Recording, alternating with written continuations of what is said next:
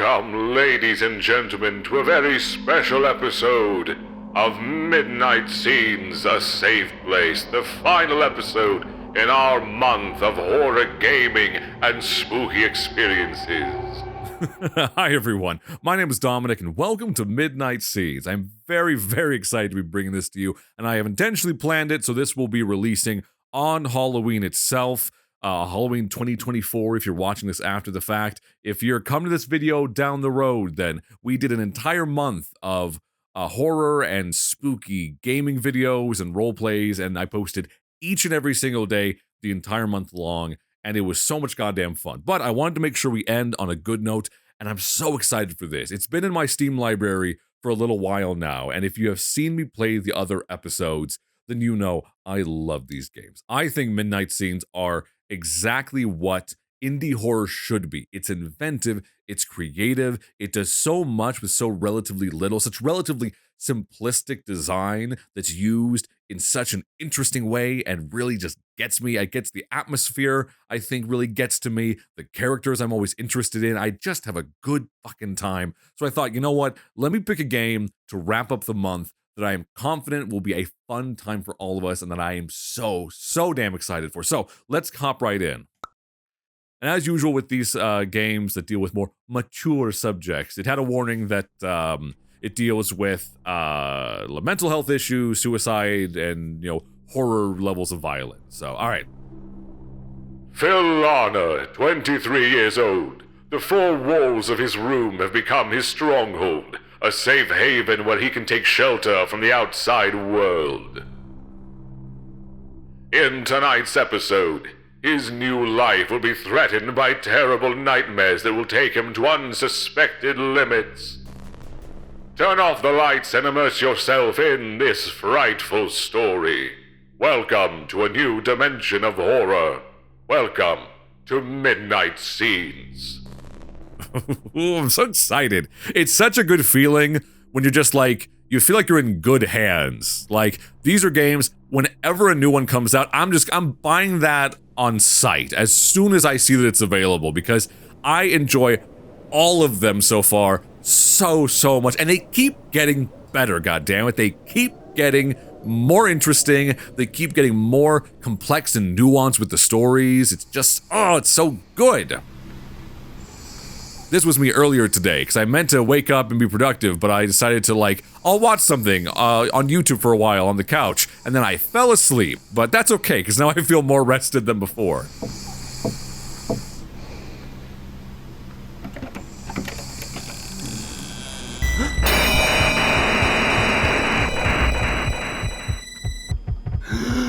Oh, Mom and Dad are home, and they're looking yucky.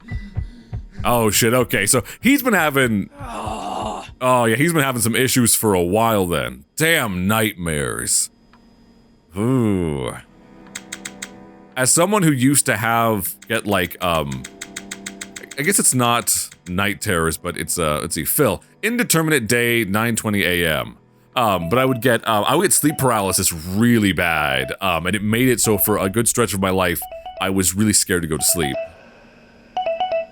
Hello? Depressed friend speaking. Oh, it's not even a phone call? Oh god. Alright, Heart Essence, 12 steps, no activity registered this month. Is it saying that I haven't walked a single bit in a month? Have I literally been lying in bed this whole time? Oh god. Oh yeah, this is gonna play into my personal fear experiences of someone who had sleep paralysis really badly, was agoraphobic for, I guess not fully agoraphobic, maybe that's disingenuous. I kind of had to go out a few points, but I reached a point where I was so terrified that even going down the street or going for a walk around my neighborhood was racking my body with panic attacks that would last sometimes hours. So relatable content, unfortunately. I've been living in my bedroom for 30 days. I remember the moment I opened the door for the last time. Looking into the dark hallway, I froze. A sense of intense dread overcame me. I could only lock the door and hide under the bedsheets. I haven't gone out since then. From that day forward, I stopped being Phil, the reliable, well-behaved, hard-working son, and became a parasite in my parents' home. Oh, so he's still with his parents. So I was gonna say, I was making a joke, but I wonder if that's like part of the terror is like his parents, like he views them maybe as monsters or they're in his nightmares because he feels like he's failing them. Oh no, we're gonna deal with family, childhood trauma. And I'm worried about it more so because I find that these games so far have always been very well written, which means they have more emotional weight. They have more of a toll because they actually do a good job conveying these issues.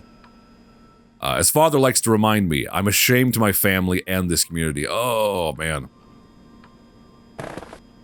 Something I think about a lot is like how many people who are suffering with agoraphobia and any struggle in that range of mental health, it's amplified so much by feeling ashamed with your family a lot of times or those close to you, where you feel silly, and it can be so quickly reinforced by someone nearby in your life instead of being kind to you, being like, well, that doesn't make any sense. That's not logical. That seems silly. Because it does feel that. Inside, you beat yourself up so badly because you're like, it is silly. It doesn't make sense. It's just my brain telling me that I'm going to die all the time. And you know whether it's logical or not. You know it's wrong and doesn't make any sense. But that doesn't lead you out of it. That doesn't show you the light at the end of the tunnel at all. It just reinforces it that you feel like a piece of shit. So, all right, there are times when I feel like I should try to go out just one more time in case it's all a bad dream. Am I going to try? I'm assuming I'm not going to succeed. Ooh. But it never works. The shadows keep harassing me day and night. Faceless nightmares that invade my mind. What do they want from me? Oh, man. My sanity hangs by a thread. I'm only able to satisfy my basic needs. Everything else is beyond my brain's capacity. Already, honest to God, like, this is how it feels. I'm like, oh, it's already... I love these games because they get the feel of it so right. Whatever type of horror they're kind of going for feels intelligent. It feels thoughtful. Like, this is honestly the feeling of going back to somewhere. And that's like no one, I think, tells you about when you're having panic attacks. Even when I've been in therapy, they haven't talked about it. It's like much of the fear is that you will, by nature of the struggle you're going through, you will need to go back physically to places where you have had panic attacks before.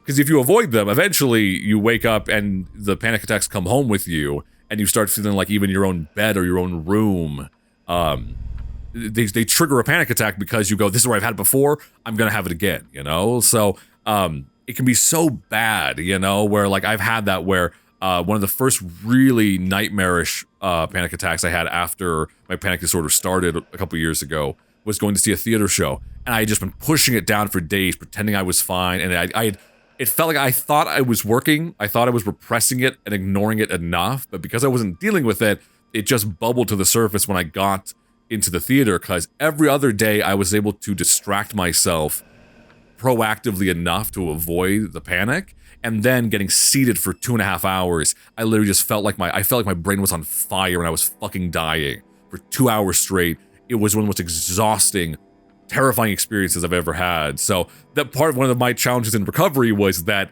I had season tickets to go back to that theater and see more shows, and I was like, okay, if I start avoiding going to the theater now, I'm never gonna go back. Like I'm gonna get used to avoiding it. I can't let that happen. I have to make myself do this.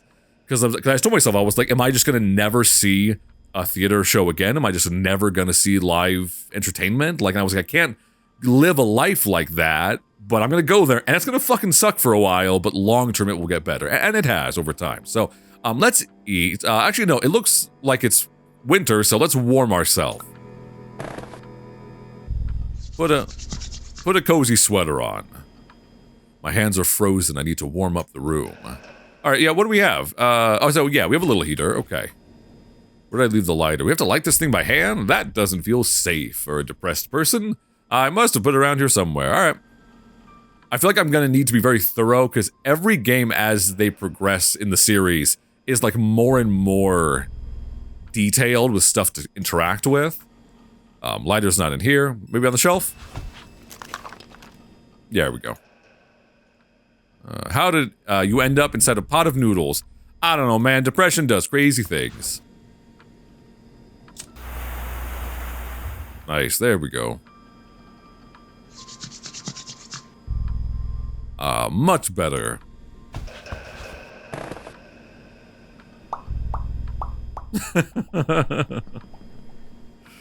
Well, what nothing should I do today? Where am I going pee? I'm assuming in the bottles. I'm not happy about that. Thank God, my agoraphobia... well, I wasn't fine. I was still having panic attacks, but at least I could, like, move around within my own home. My bladder was gonna burst. I hope I have some empty bottles left in the closet. Oh, buddy, you're going through it. It just sucks, too, because you feel so fucking weak, like...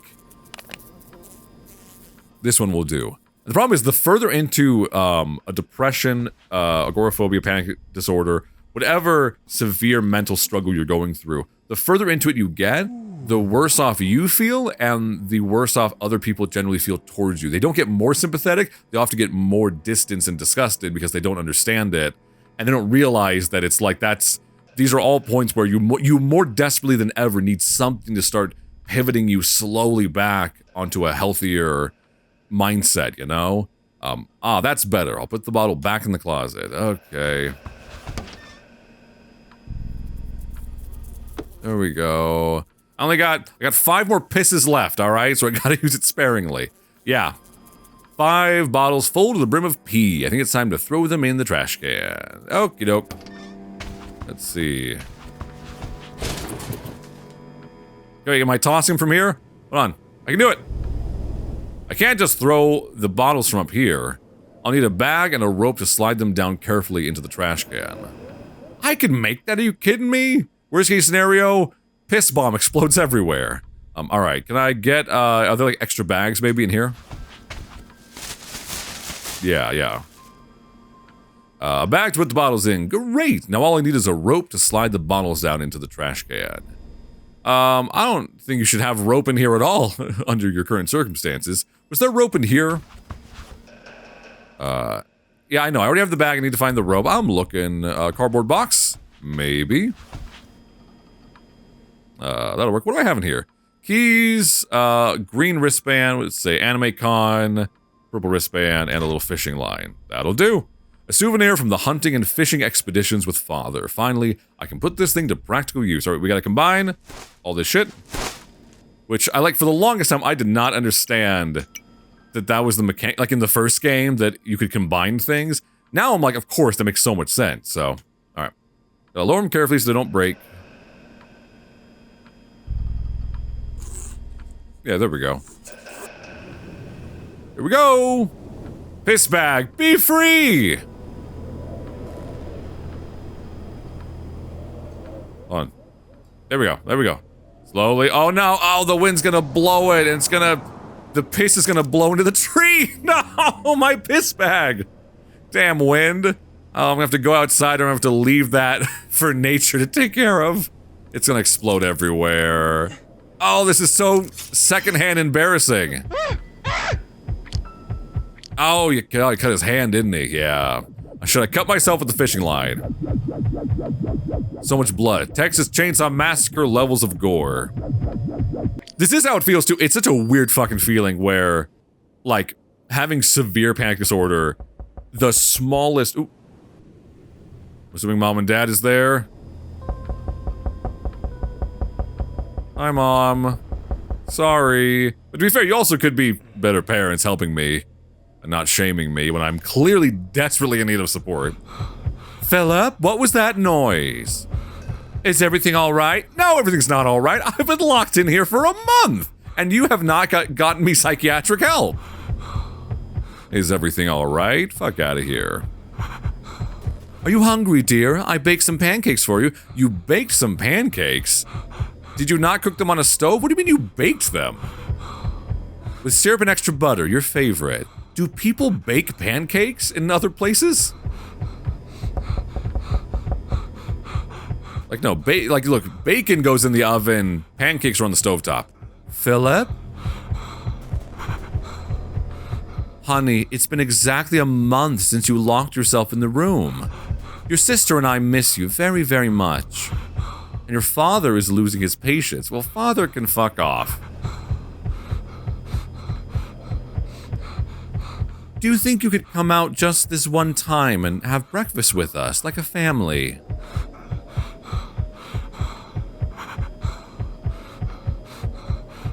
I don't want to discuss the same thing every time. I want to. That's the thing, too. I think people, especially, like, a lot of times older generations, you kind of still carry an attitude of, like, either mental health isn't real, or it's like the whole, like, it's all in your head, which is like saying, the cancer is just in your liver, like what? Just have a healthy liver. And it's like, oh, that's not how that works. Just because it is, because the thing, like, is the panic just in your brain? Yeah, it is. But your brain decides everything else about how you cope with the world, so kind of a significant thing if that's off kilter. Yeah, I want to, Mother, it's just that I can't. It's okay. I'm leaving the pancakes right here behind the door. This afternoon I'll pick them up uneaten, as always. Oh, it sucks. Yeah, stop bringing me food. I have everything I need in here. That is the thing, too. Like this, where it's like, I bring him food every day, but then I make him feel more embarrassed when he doesn't eat it. And it's like, that makes it fucking worse. Trying to offer help where it's tied to a result that the person who is not the one struggling decides is not fucking helpful. I understand, like, it makes you upset, Mama. I'm not saying it's easy on families who have people like this. I know it puts pressure on them. But man, God, why does he have to punish me like this? Oh, never mind. Never mind. Now you're making it about you. Am I such a bad mother? Oh no! It's so accurately representing what it is to have, like, the whole manipulative parent dynamic where it's, oh, I'm sorry that I'm a piece of shit and that's why you're a fucking disaster. Well, way to make my suffering about you. Ay. Oh no, this is already really good, but it's like, it's painfully good. She's gone, finally. This is another thing people don't understand either, is that sometimes being around people you are close with when you have panic disorder or agoraphobia actually makes you feel worse because you feel so much embarrassment to try to not make them uncomfortable, because often people will show discomfort because they'll just be confused. They won't understand why you feel terrible, and they won't just make you feel completely at ease. And that's a thing where often that alone, if you have a friend who's having a panic attack, I think rather than the whole, like, okay, let's calm you down, okay, oh, and trying to do that thing like you're trying to calm down a rabid animal, that's terrifying because you feel like a monster. Like when you're on the other side of that, you feel like you are an insane asylum patient they're trying to soothe and you're a danger. Versus when someone just goes, it's okay. No, it's okay, hey, we'll sit here as long as you need, no worries. Hey, you know what, hey, do you need to hold my hand? Do you need something to drink? Do you want a sip of water or whatever? Like, someone who can respond to someone else's panic with just this, like, plain-spoken, calm understanding, like it's anything else in the world, is such a gift, because then you're treated like it's anything else. You're treated like any sort of other emotion, you know? And that helps you to feel some sense of normalcy in the midst of this horrible storm of feeling. So, I can already tell you, this game is going to be going long past the intended runtime just because it's going to deal with a lot of stuff I've gone through with some personal connection. All right, she's gone finally. Not this bad, thank God. I have to patch this wound before I bleed out. Another thing too, if this feels over the top, I can tell you it's not. Also, like the detail of his fingernails being uncut and dirty too. But like for a while, I literally, because my throat would be so tight, day and night, all the time, so much that I could barely eat, or I felt at least like I couldn't eat. And I literally was worried about how big the pieces of food were that I was eating. This is how far the brain will go when you don't know what to do and you don't know how to get the support you need. So I was worried about that I was going to choke to death. This was a big worry of mine. Every time I was eating, every time I was trying to take my daily supplements, I was scared that I was going to choke and die on them every time I was alone. It's like your brain will go to unbelievable lengths to reaffirm this circular thing of like your brain thinks you're dying, and then you invent things to confirm why you would die. And it's really vicious. It's really brutal. Yeah, the sock will do. I only wore it twice. Totally. And it's not the cum sock, so it's not sterile, but it's fine. A mental note. Next time I slide a trash bag out the window, I should use gloves. Yeah, buddy. Okay. What a mess. Yeah, damn. I hate seeing Mother suffering. Unlike Father, I know she tries to understand my condition. I'd like to tell her that I feel safe here. Oh, man. But I'm so ashamed of it all that words get stuck in my throat.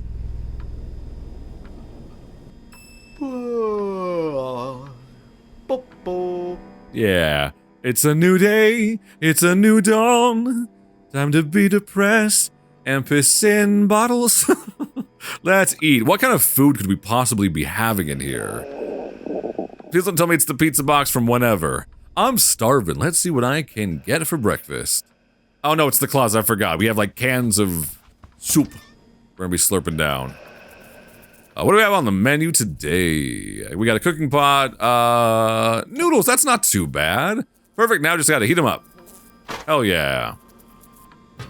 I really hope I don't have to interact with the shit bucket. Like, it's the implication of it and the flies is enough. Please don't make me use it.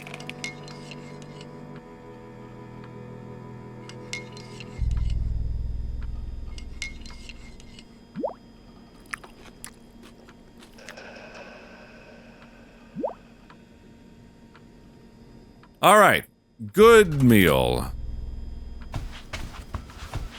It's another circular problem that's really weird with steep anxiety and depression is like, it makes you feel like you can't eat, but then when you don't eat, then your body starts getting panic signals because you feel weak and you feel pains and aches and all that, but your anxious brain does not interpret that quote-unquote normally, you know, as most, so it doesn't interpret that correctly, it probably is a better term than normal, because then it just feels the pain and the pangs of hunger and all that, and your brain just immediately is like, oh, it's cancer in my stomach, you know? Not, oh, I'm just hungry and I need something in my system for my system to run, and that alone will bring down my anxiety a little bit.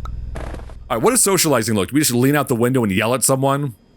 We just lean out like Ebenezer Scrooge. Boy, what day is it? Spying on the neighbors is not exactly virtuous, but what the hell? Oh, it's like a rear window situation.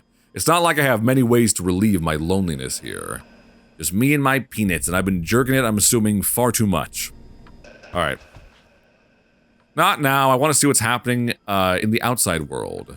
What? Hold on. Don't I open the window so I can use... Oh, is that way I have this torn open so I can use... Oh, I was trying to open the window. Excuse me if we're doing it in the wrong order. Alright, I'm assuming we're gonna start seeing some nightmares out here.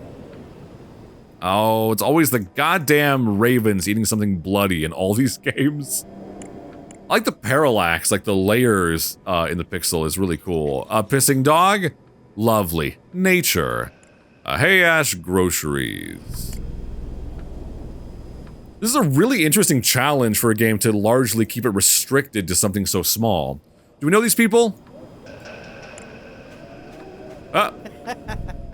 Mrs. Potter is a hardcore atheist. Our former pastor learned this lesson fast, but poor Father Adams moved here just a few days ago. Would she just go over to the church and scream? Well, if you're an atheist, don't you have something better to do? Like... as an atheist myself, I have better things to do on a Sunday morning. Oh, nice job, Phil. You did that. You looked at it and made it get beheaded. That's Frosty the Snowman. If he was suicidal, the magic brought him to life and he was like, kill me! Who are you? Is this our crush from a distance? This is like Rear Window. That's kind of interesting. But instead of being like, we're briefly disabled, we're agoraphobic and that's why we're hidden away. Oh, Noelle. Light of my life. You look so good from 100 feet away on a telescope. Don't flirt with her, you piece of shit. She's mine. And there's Brian, of course. Damn idiot. You don't have any chance with Noelle. I've been stalking her with this telescope for days. I know everything about her. Leave her alone. Can't you see she's in a hurry?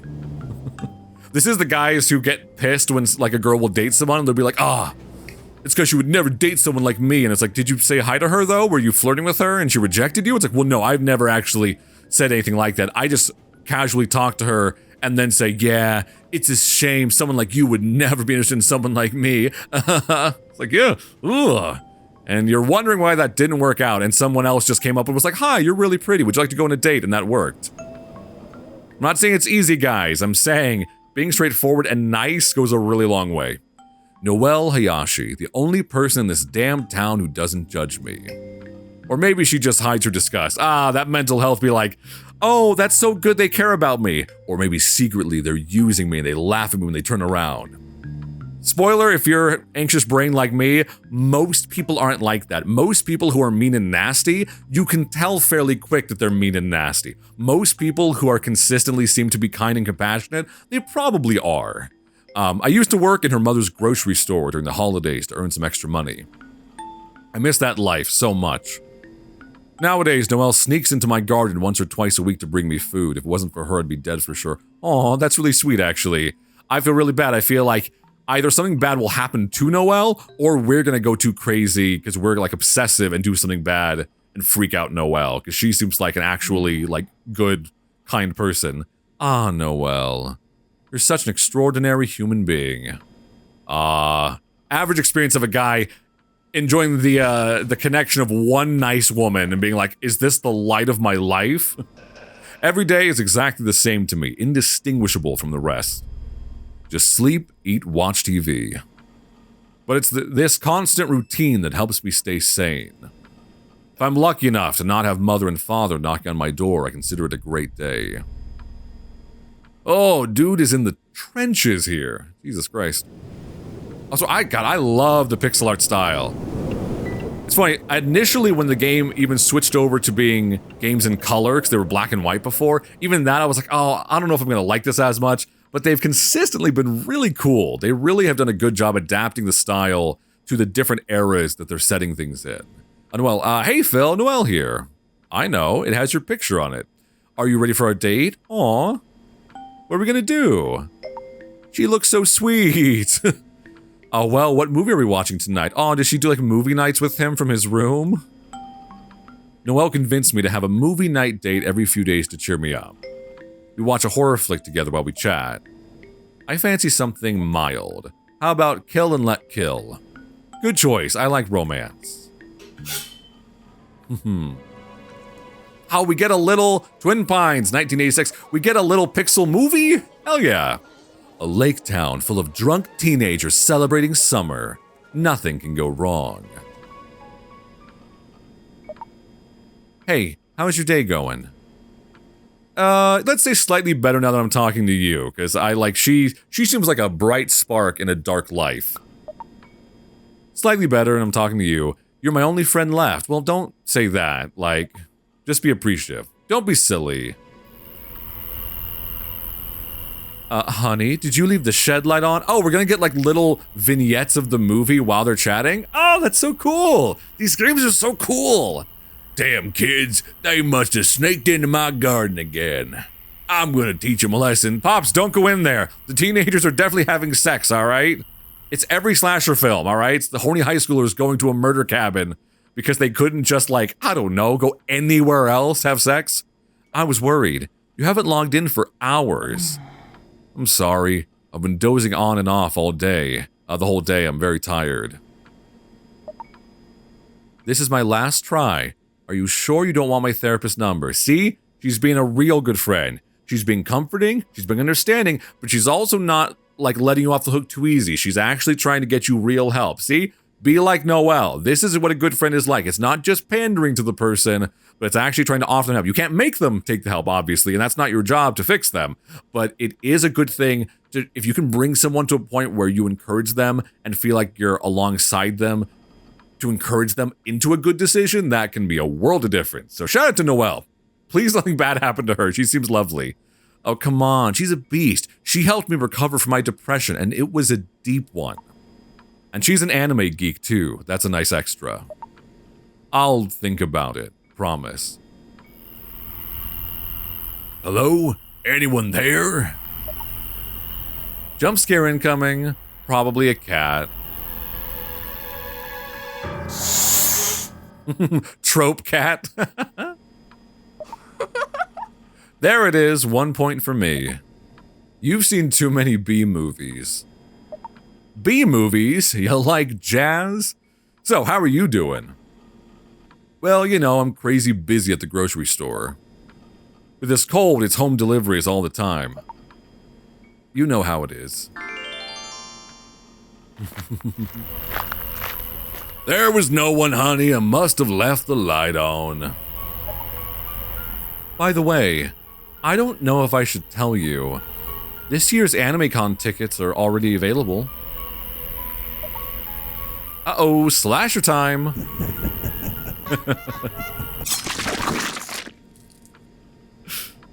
The 2D pixel art movie within the game is already more cool and creative than a lot of horror games I've been playing. Oh, I love it. You going to AnimeCon? I don't know yet. It would be weird without you, my loyal cosplay partner. Oh, they used to cosplay together. This is also good friend right here. See, this is good writing. Noelle is doing the thing where it's not pressuring you to do a thing outside your comfort zone, but it is offering the thing and saying, hey, if you can push through and do this, I'll do it with you, and that also can make a big difference. So, good stuff, good stuff. Please don't go without me. I don't want to say you should definitely go, because that might feel like pushing her away, but please don't go without me sounds a little... both of these, I mean, it's probably accurate for where Phil's at right now, but they both feel kind of wrong-minded, like... Because saying you should definitely go makes it seem like we don't give a shit, but please don't go without me feels a little too desperate. But let's convey that we do want to go with her. Yeah, so please don't go without me. Please don't get mad at me. I'm sorry. I'm a horrible, selfish ass. Phil, don't do that either, because that makes you seem like the victim. You were rude. I fear I won't be sharing those special moments with you again. Of course you will. You'll get over this little bump, you'll see. Anyway, enough movie from me, gonna hit the hay. Mom will kill me if I show up late at the store tomorrow. Bye. Night. Aww. I wish I had the strength to go to the convention with you, Noelle. I'm fighting to leave this room every damn second. But in the meantime, I can only go back to my memories of us together over and over again. From a time when I was capable of being a supportive friend when you needed one.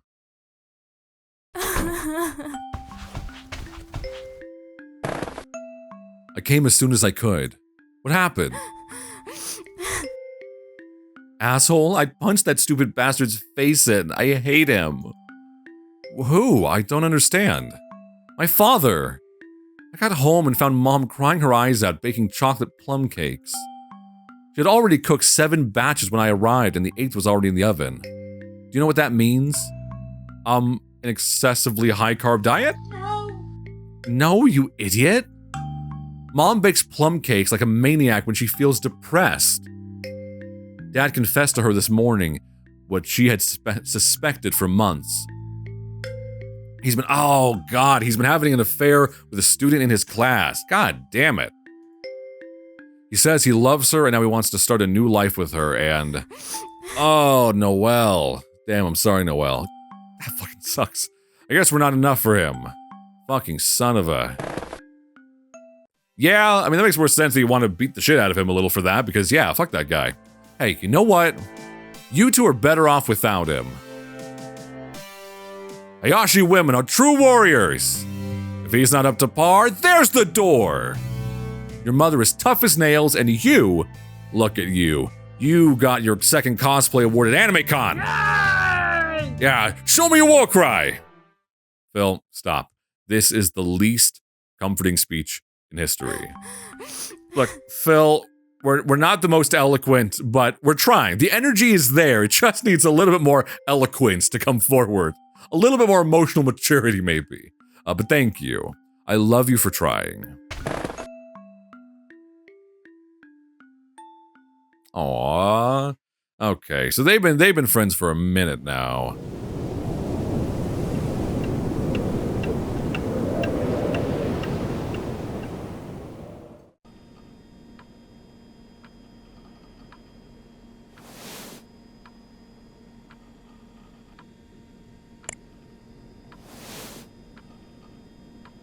Another day just like the rest.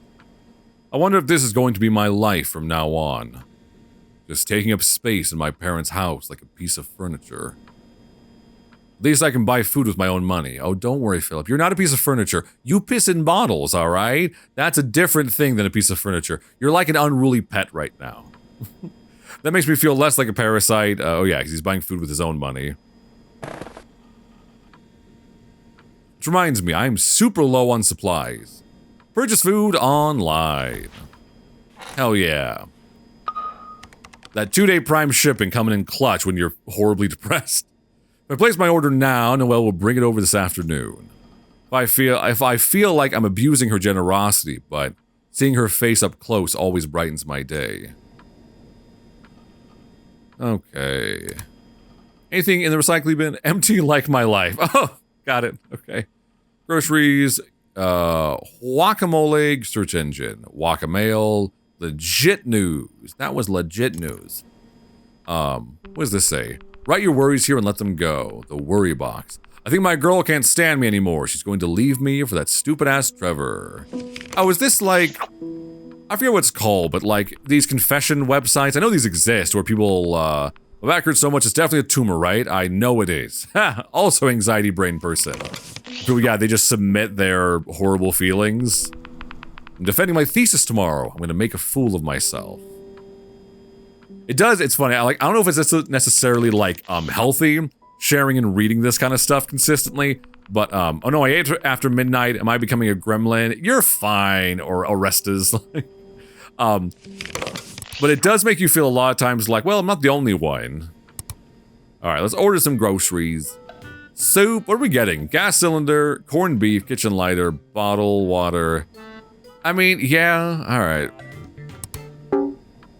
The card on file has... No! Oh no! I'm gonna have to go outside to get my soup. The card on file has expired or is out of funds. Your transaction was declined due to insufficient funds in your account. God damn it! Is there something wrong with my card? Let's see. Oh, did the parents cancel his card to like force him out? Or did the demon do it? Shit, father, you've gone too far this time. What am I supposed to do now? Yeah, if that's what happened, if the father canceled on purpose to like flush him out, horrible fucking parenting. God damn. Fathers will cancel your card and complain about you before they'll get you therapy. Alright, well... yeah, I don't need to search anything. Anything in the mail? Enlarge your pen, sis, now! No fucking way. I'm not putting the cursor near that. Open it! Open it! Winter Season 2023 from, Bob Nelson. Dear Phil, the Middle Yard team hopes that everything is going well and that you had the chance to review our invitation to be part of our ski instructors department once again. We hope that your lack of reply is due solely to schedule incompatibility. In any case, we appreciate your great work the last 3 years. The whole staff, as well as our trainees, will miss you dearly. We wish you the best, Bob Nelson, Training Program Manager. Middle Yard Ski Resort, Spokane, Washington. That's the thing that sucks too, is like, some people, you know, develop their panic and their agoraphobia kind of early in life and it progresses, so it's kind of a constant. But for people like myself, it was so sudden. It was literally one traumatic weekend tanked my life, and it's taken about 2 years now to even have a moderate sense of normalcy in life, you know? And it's just, that's crazy how we can do that.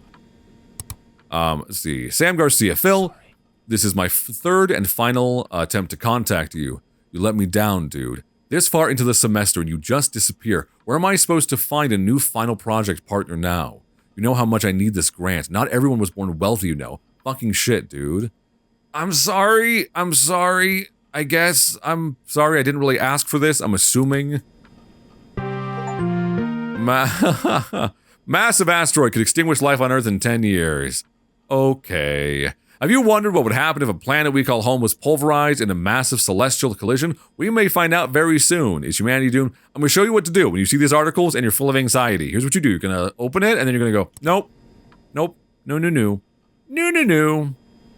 All right, well, what the fuck do I do now? Whoa. Oh, is someone else playing music? Damn it, Piper. Is it our sister in the other room? What? Is there someone there? Hello? Oh, you're Phil's ghost, aren't you? My brother used to sleep in that room, but he locked himself in there a month ago, and we never heard from him again. I think he died. Very funny. If the music bothers you so much, you're free to come turn the volume down yourself.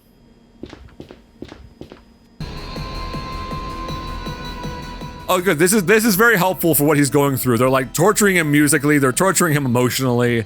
Really good stuff. Very much in the therapy handbook. Damn kid. Piper, my sister, a real whirlwind. She definitely knows how to make our lives less boring.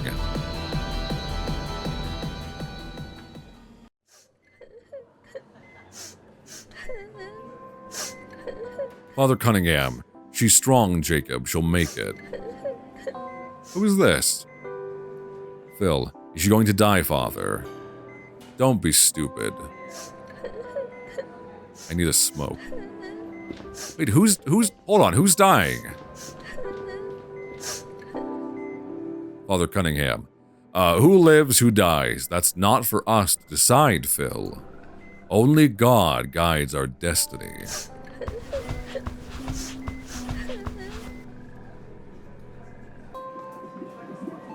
Oh, is it like his baby sibling? Keep fighting, sis. When you get out of here, I'll always be by your side taking care of you. I went from only child to overprotective older brother. Mother told me I had to be Piper's. Oh, that was Piper. Okay, so she was just like a NICU baby. I had to be Piper's superhero and always have her back. Over time, Piper grew up into a difficult girl, and God knows she suffered father's abuse more than anyone would ever deserve. I try to shield her from his wrath like a real superhero would, but I don't think I do a very good job. And now I lack the strength to be out there for her. I hate myself for that. Oh, man. Oh, that's rough. So no, he feels even more pressure to get out of what he's going through. But again, you can't brute force your way out of this. It doesn't work that way. It's a prison within your own fucking brain. So, oh man, this is sad. This is really sad. It's really good so far, but it's fucking sad. And apparently the demons are coming through the ceiling now.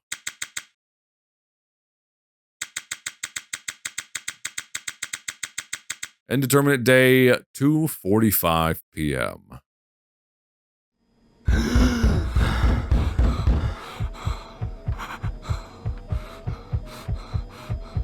Won't you ever even answer? Have you gone deaf in there?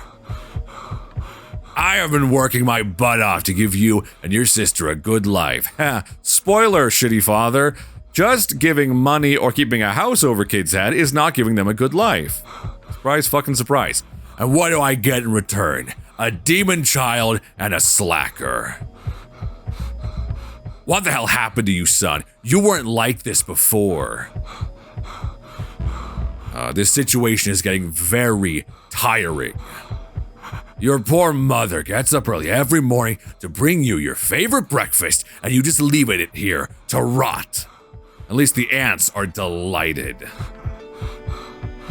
Maybe the time's come for drastic measures. What, like canceling my bank account?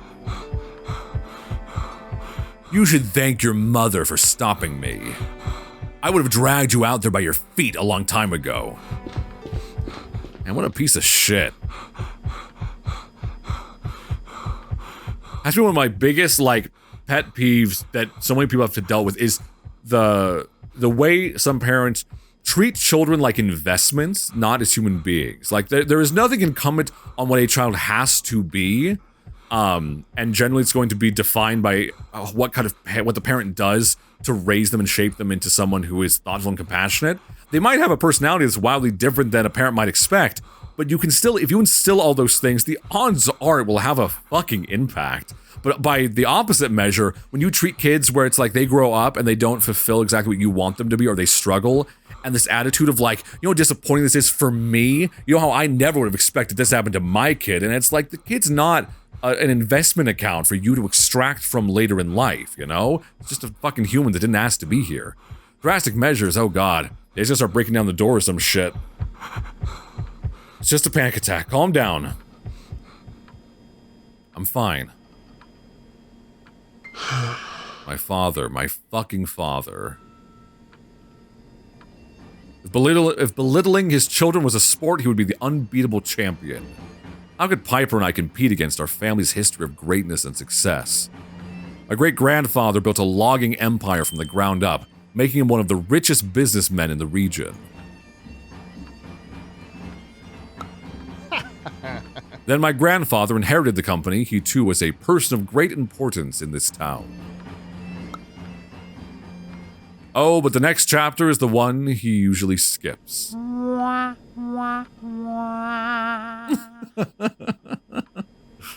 less than 10 years, my father managed to ruin the company and the lives of all the families who depended on. Oh, okay. So we're not the first screw up. Little shitty dad here is projecting his failure and him being a spoiled brat onto us. Got it. But no matter what, he still wants everyone to believe he's a big shot. That sounds about right. So that's why he's so extra shitty. He has something to prove because he actually did fuck up his own life. So he spends his time being an asshole to everyone around him. That makes more sense. See, this is good fucking writing in that, like, the motivations are just really well drawn out. It all connects emotionally really well so far. You slept 10 hours and 23 minutes last night. Your batteries are full. Let's go. Woo! Thanks, generic Fitbit. If sleeping was a sport, I'd be top of the class. What a nice way to wake up. Okay, Phil, take a deep breath and focus on your morning routine. All right. No! What did I say? I did not want to interact with the shit bucket. I wanted that to stay implied, game.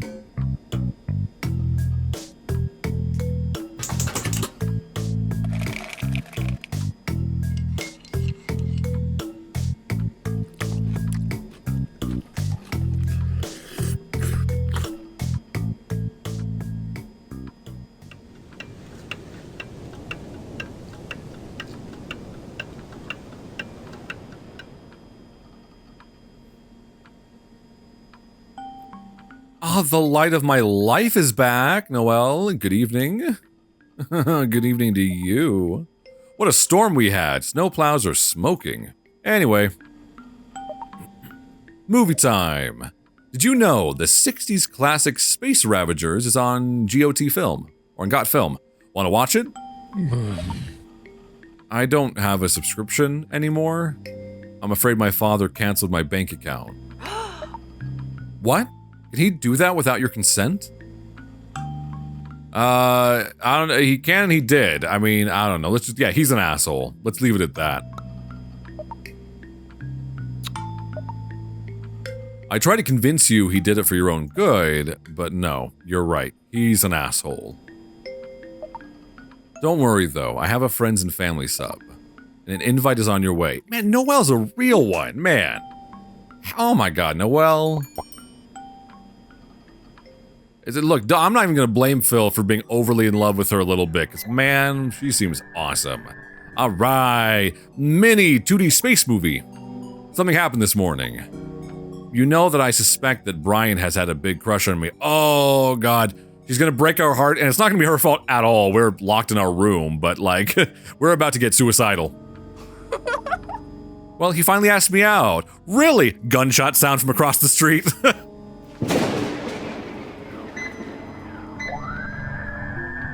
Phil, how you doing, buddy? Hey, are you there?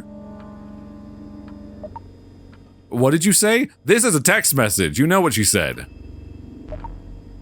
I think my reaction was something like... I just told him I was late for work. That we should talk about it later.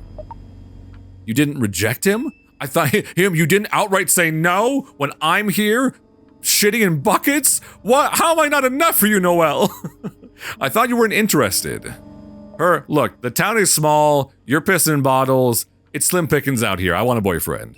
I know, but we talk a lot lately. He's cool, and funny, and smart, and kinda cute. Noelle, stop it, please, you're breaking my heart. Anyway, my brain is a mess right now. No, Noelle, to be fair, you do deserve a more stable boyfriend. Like, Phil should be appreciative of your help, but he would not be a good partner, I know that. The scientist says, these signals are abnormal, the Earth is in danger. I don't know why I'm doing like Katharine Hepburn. I'm sure you'll make the right decision. Or I'll screw up like always. I don't know, Noelle, you don't seem like much of a script to me. Have mercy! If you destroy the Earth, you'll kill millions of innocent people! Edison, you pointed your weapons at Mars, slaying many of my people. But you would be punishing all the humanity for the crimes of a few. Perhaps you have the truth on your side, human. But we have lasers.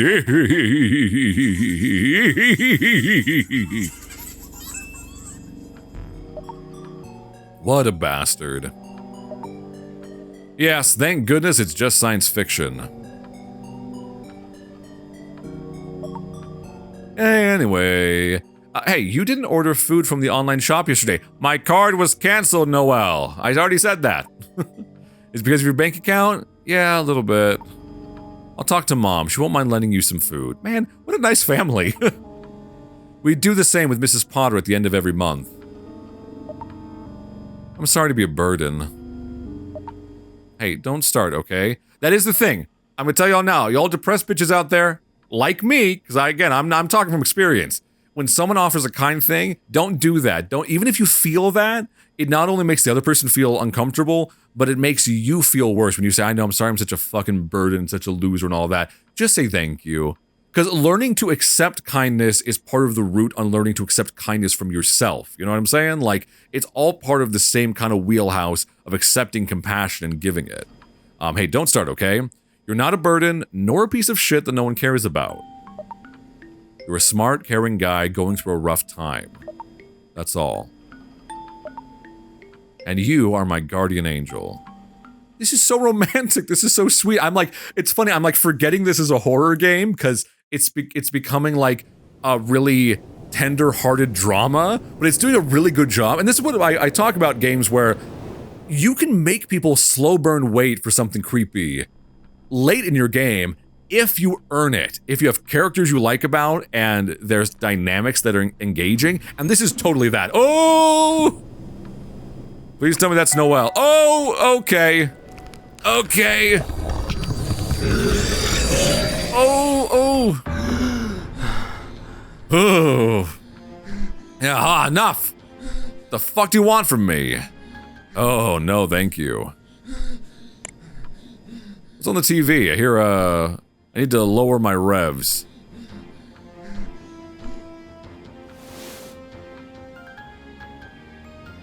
Yeah, what's going on the TV? Shit, did I leave the TV on? I'm a mess. What's on the news? Oh, I gotta do my newsacre voice. While still suffering the effects of this unending cold wave. We haven't seen a snowstorm like this, like tonight, since 1964. Remember to put on your warmest clothes when leaving the house and avoid driving unless necessary. And most important of all, don't miss this evening's episode of Midnight Scenes, written and directed by Sylvia Gardner. That's cool having Midnight Scenes be a thing in the game. In Dance of Spring, Miss Lawrence will find her house invaded by a hive of mutant alien ants. Sounds terrifying.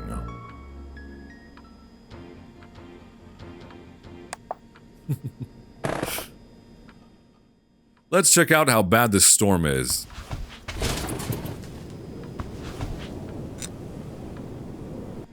I'm assuming pretty fucking gnarly.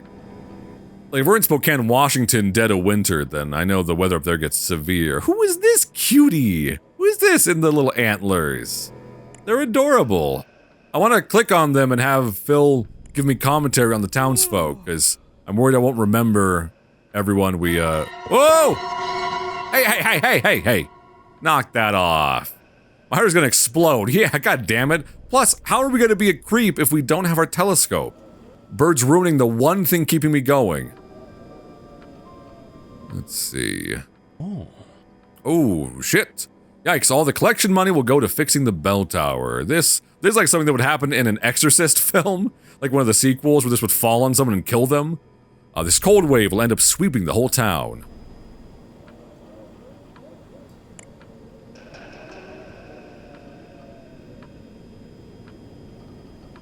No one's rebuilt him after his head fell off? I'm sorry, Mr. Snowman. Brian? You shameless rat for looking at my woman as I also look at her from a fucking telescope. Like, at least Brian's a neighbor. At least, like, it makes sense. Brian's probably a super nice guy. He does the thing, like, it's crazy how our brains will be like, man, what a piece of shit. When you view someone as, like, competition in like, a potential relationship. And the odds are they're, like, a solid, normal dude. Brian, don't talk to her. Just scream out the window, Phil. Say, no, don't do it. You are Brian the stalker. Perhaps the call is coming from inside the house, Phil.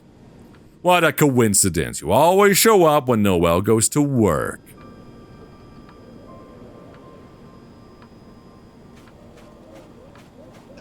That's right, Noelle. You walk away. You deserve better than him. And me, unfortunately. Leave me alone. You ruined my life. What's going on with Piper? I feel like that's gonna be the thing that might get us out of the room, is defending her, obviously, because we've been, like, protective older brother. Don't you dare raise your voice at us. Who do you think you are? I'll teach you how to show some respect. You don't care about me at all. I hate you.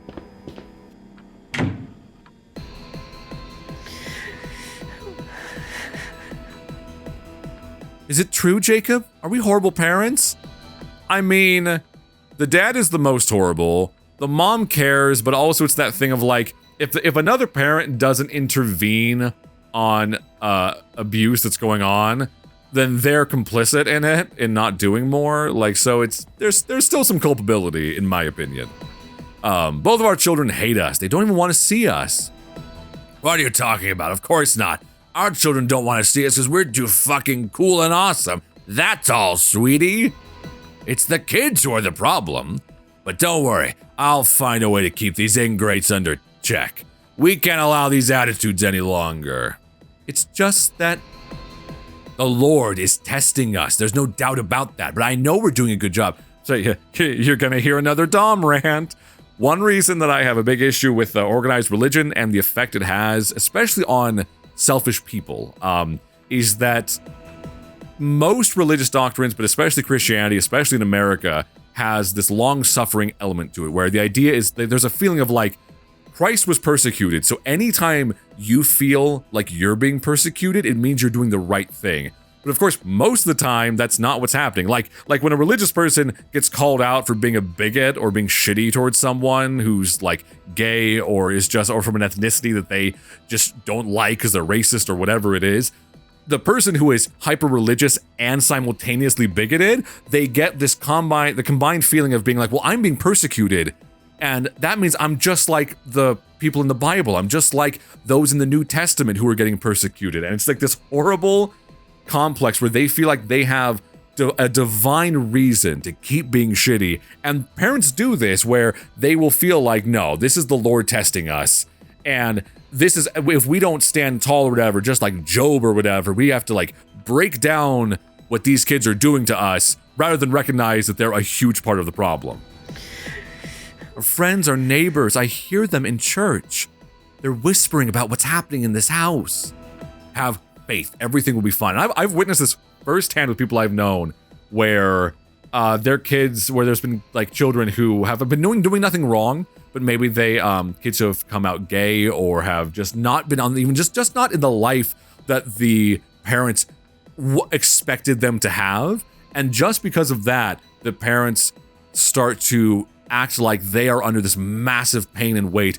And the reason why is because they live this fake life. They live a fraud in their day-to-day life because they want this beautiful, perfect little platonic family with nothing they would ever have to, God forbid, explain to anyone. And because of that, they put all the shame and guilt onto their kids rather than recognize that they are the ones outpouring the guilt and shame themselves by not simply allowing people to be people and loving them the way Christ would fucking want them to do, you know? Because it's the thing, it's like you're calling yourself a Christian, which means little Christ, and yet none of that comes through. You can't even love your own children when Christ was loving prostitutes, you know? So this is what happens when I get on this stuff, because for anyone who's relatively new, backstory on me was that I was like such a Bible kid that I was competing in like Washington, D.C. at national level Bible competitions. Read the whole Bible. There was a stretch where I was studying Greek and Hebrew in my early teens.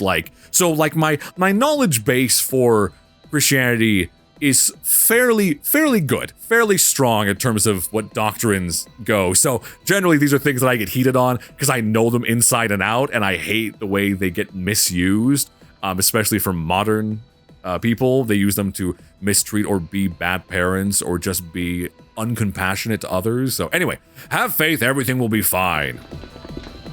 It also plays into the thing too where a lot of people don't validate mental health issues because they're like, well, it's because they're not letting the Lord into their brains. And it's like, well, you don't tell someone that generally when they get sick physically. You don't think it's because Satan himself is causing them to be ill. You recognize that the human body is fallible and prone to illness. So, all right, talk to Piper.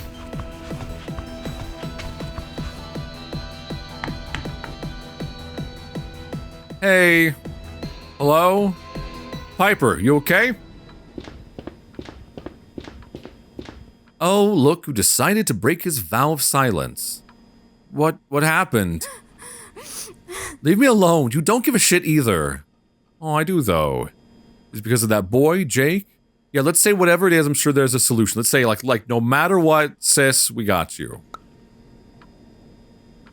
Sure, I can always follow your example and lock myself in my room for a while. Well, don't get shitty, Piper, alright? That's not helpful either. Okay, is it because of that boy, Jake?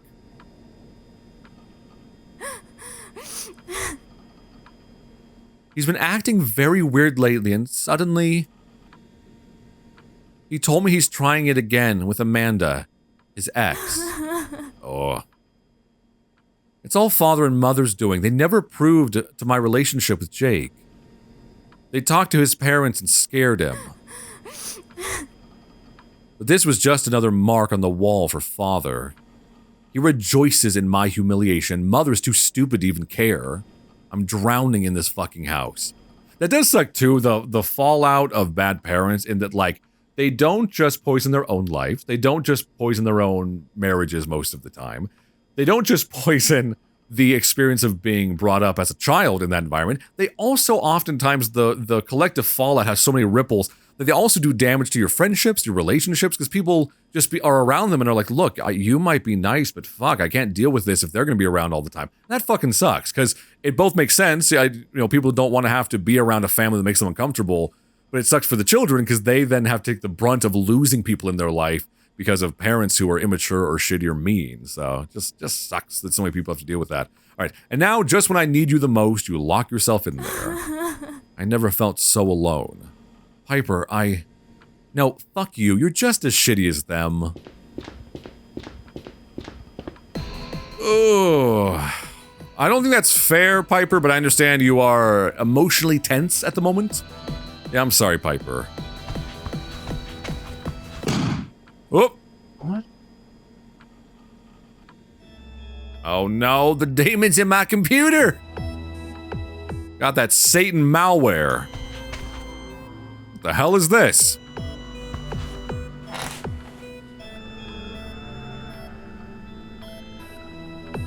Find the password. What is this? Private a private invitation? I don't know. I see Prospero here.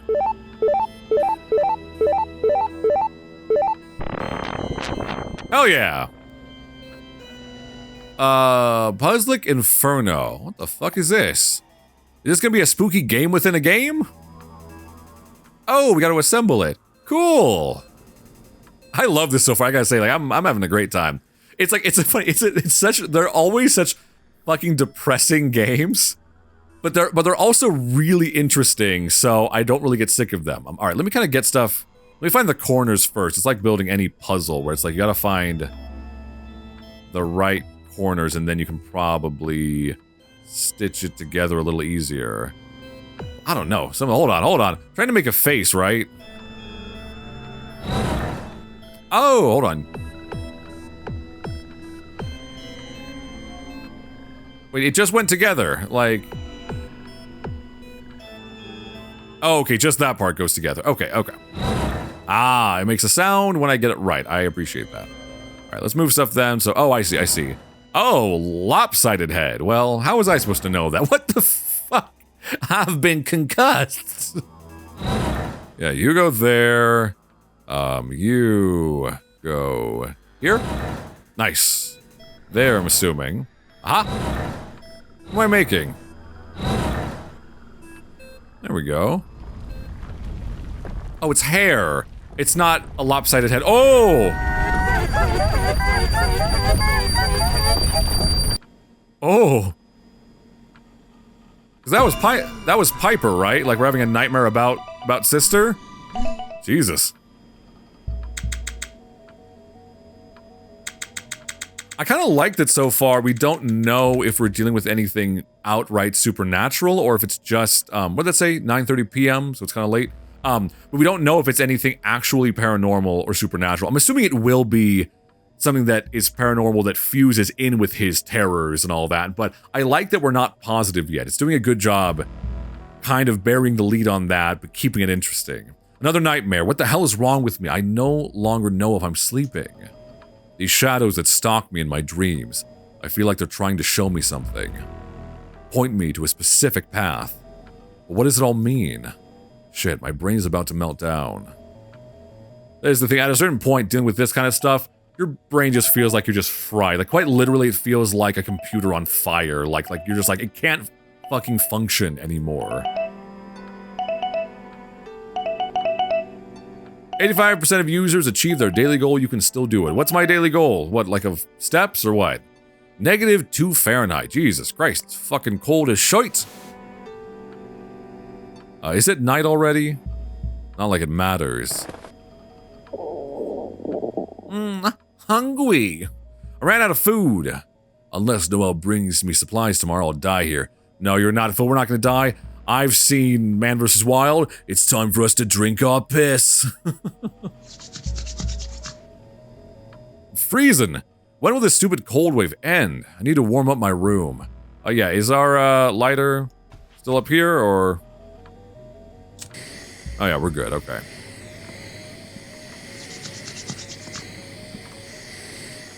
Much better. No, come on.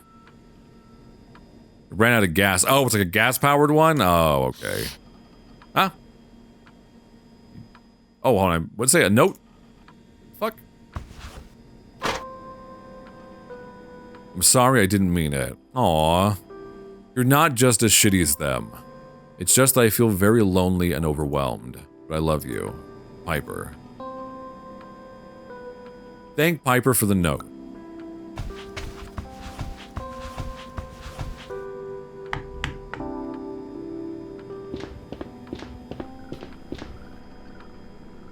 Thanks for the apology note, sis. I know it sucks living in this house, but I'm here for you no matter what. No matter what, huh? Go back to your coffin, Phil's ghost. I'm tired. Sure. Good night.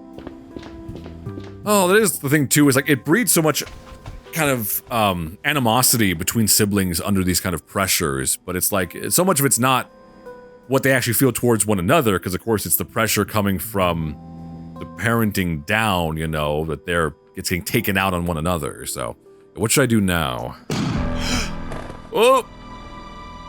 Oh shit. Power go out? Again? Where's the flashlight, Rose? Looks like a blackout. Oh, something scary's gonna be out here.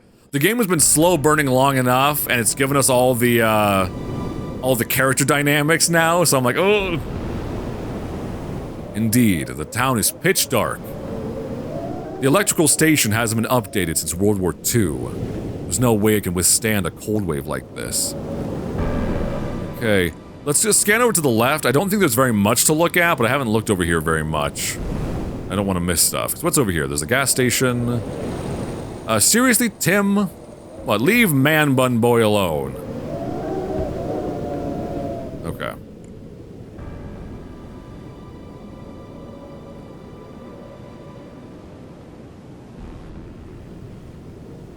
Like scanning all the windows for anything like, oh, fucking cat jump scare. God damn it. This game even warned us about that happening in like the little fake movie. Okay.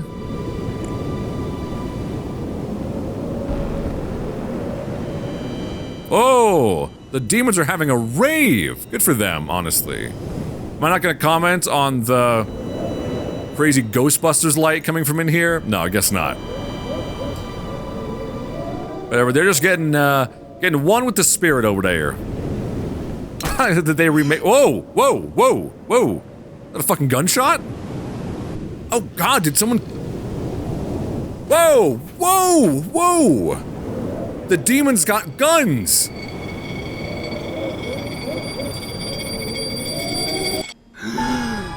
Oh, shit. I'm really worried some of this is gonna turn out to be real because of the fact that we can't distinguish reality well at all. Oh, are we switching to her perspective? Noelle, Wednesday. 8 a.m. Oh, interesting. Are we gonna get like a dual narrative? Or are we gonna get a perspective from her side of things that's gonna meet up with that storyline? Alright, Noelle, what we got to do today? Today's my day. Aw, she's so whimsical.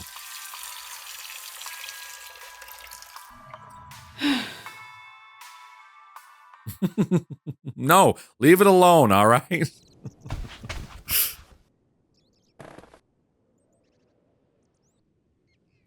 Happy birthday. Oh, it's her birthday?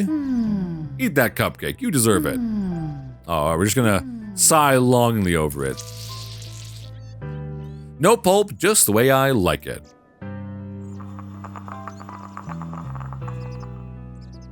My first caffeinated beverage, like a grown-up. Ooh. I hope it's not a voucher for a motherly hug.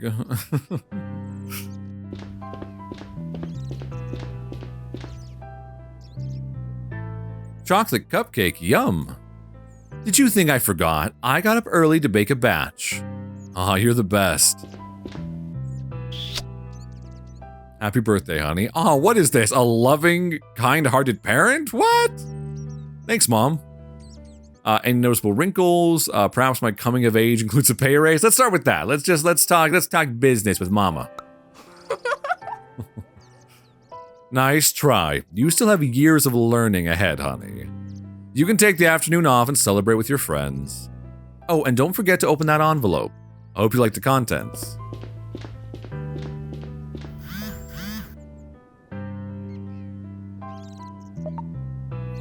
What's up, neighbor? Brian probably has a sexy voice. That's why he's so tempting to her. Happy birthday. Brian, you remembered. Thank you. Was I the first one? Tell me I was. Yeah, sure, you were. Would you like to hang out with me after work? I have a present for you. Ooh. And not just my penis. Really? In that case, I'd love to. But I need to go to the Larners first. Phil needs some supplies. Come with me.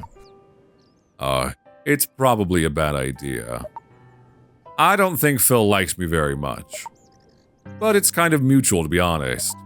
Why do I feel like because Phil can't handle, like reality and distinguish things correctly, why do I feel like maybe he's like sleepwalking or lucid dreaming, and he's gonna like lucid dream over to Brian's house and kill him out of jealousy, but he's not gonna think he's really doing it. He's gonna think it's a dream or something. Like, I'm feeling like something like that's gonna happen and Phil's gonna do something horrible, not consciously intending to, but gonna do it anyway. So, alright, yeah, I noticed.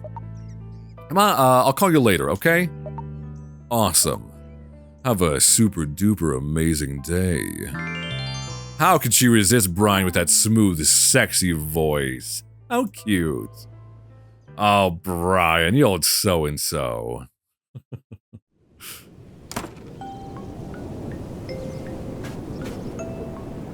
What's in the mailbox? Any more happy birthday letters for moi? Oh, no! No. That's the little fucking creepy doll thing from the last game. Isn't it? They were like in the woods? Oh, no. Please don't tell me this, like, connects to this and there's like the curse from that thing is carrying over here. That'd be horrible. I look forward to celebrating with you this evening, Brian. You really know how to cheer me up. What's over here? Any comments about the snowman? Wintry, sleepy hollow. Check his mailbox. I know it's like a federal crime, but yay! Support indie devs. I like that they hide these in their games in like little ways. Like, it's a nice touch. I enjoy it. Alrighty then, what else is there to look at?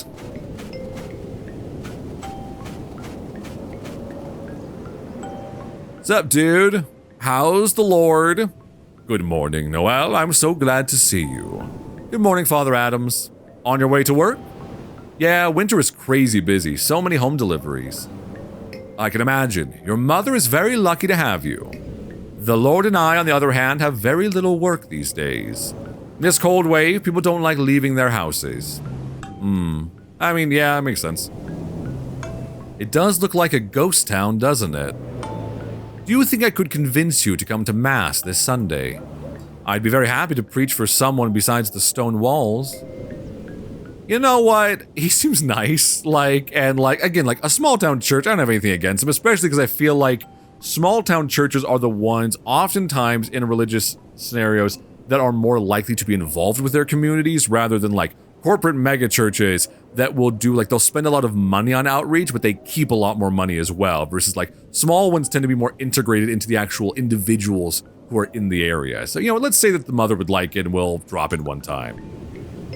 I'll tell my mom. She always recalls how much fun she had singing in the church choir when she was young. There you go. Oh, and bring your friend Phil, too. I haven't seen him on the basketball court for weeks. Yes, well, he's having a rough time. I'm sorry to hear that. I'll stop by the Larners one of these days to say hello. Well, I won't keep you any longer, Noelle. It was lovely to see you. Say hello to your mother. Aw, the rest of the town seems so nice. Like, oh, we're being watched. Yeah, we're seeing it from the POV and realizing that how creepy it is getting stalked by Phil. Like, Phil, I know you're depressed and all, but yeah, it does get really, really fucking weird when we kind of start to step into Noelle's shoes for a moment. Especially because she's already doing so much to help him. And on top of that, he is being a little bit creepy. I know he doesn't think he is, and he's not probably trying actively to be, but he's focusing too much on someone else's life that he kind of envies in a way, rather than working on his own. All right, back to the mines. Ew. Ew. Oops, we have a guest. Mom's gonna go crazy. Let's see. I got a trophy for saying hi to the worm? What's in the fridge? Are we selling Koopa's cherry juice again? Gross. Man, straight cherry juice is so fucking strong. Apparently it's like good for you, like it has good benefits, but man, that shit is powerful to drink. What's up, mama? Thanks for the awesome gift, Mom. I'm so excited to go to AnimeCon this year. I wish I had someone to go with. You have 2 tickets now. Maybe Phil will break his lockdown to go with you. I don't think you can choose when to feel ill or not, Mom. Well, what about that boy Brian? I've seen you spending a lot of time together. Would you let me go with a boy you barely know? Brian doesn't care about anime. Yeah, let's ask what the mom feels about it. You'd be okay with me traveling to the other side of the country with a boy you barely know? Of course I know Brian. I've been friends with his parents since before you were born. And you're just now bringing it up? This is that parent lore where they're like, oh yeah, I've known them for years. And you're like, why did this never come up at any point? Besides, I trust you. That's enough for me. You're growing up, Mom. Okay, I might ask him. Hey, Mom? About Phil. His parents canceled his bank account and he can't order food. Stop right there. The answer is no, we don't do loans. I mean, like, Mom's not being like a jerk about it. Like, she doesn't owe Phil anything. Like, it sucks what Phil's going through, but the mom I understand. She's trying to run a business. But Mom, Phil has a family who takes care of him. He's not our responsibility. We give free food to Mrs. Potter. She has no one. It's not the same. Well, Phil's parents don't care about him. Phil's parents only want to keep up appearances. They don't care about his mental health. Please, Mom, he needs our help. That's enough. I'm not going to be the villain in this movie. Bring him whatever you want, but it will come out of your pocket. Okay, I guess that's fair. And now go change. We have work to do.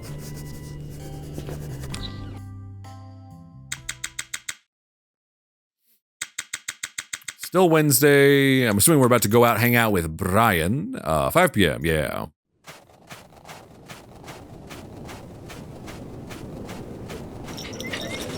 Goddamn dog pissing on everything. Whose dog even is that? What does it say? Help us, save Sparkle. Our kitten was attacked by 2 crows on Main Street. We don't have enough to pay for vet expenses. We need your help. Donate now and oh. Was that the cat that we saw and like the crows we saw picking things apart on the street? Are those the same crows in all the games? Ooh, what's with the bloody snow pile? What is happening? I don't even want to know. I want to know. There could have been a crime committed. There could be someone's decapitated head in there. And you're just gonna walk by?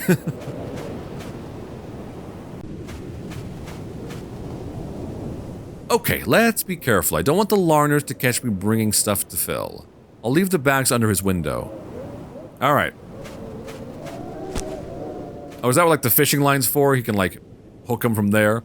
I should let him know the bags are here, or the bottles will explode in this cold. Can I, like, throw a rock at the window? I need to get Phil's attention somehow. Okay, what do we got? Let's see. There's nothing, like, throwable. Like, can I climb on top of anything? Alright, hold on. Is there anything in the bags I can throw? Hold on. Let's see. No, nothing over there. I wonder if I have to go back and grab something. Maybe I can make like a snowball or something and throw it out the window. Oh, there's like a pebble here. Hold on. Aha! The plot relevant pebble. Yeah. Just throws it so fucking hard and breaks the window. Hey, wake up, depressed bitch! I'm here to take care of you! I need to get Phil's attention somehow. Throw the rock at the window. Wham! Yo!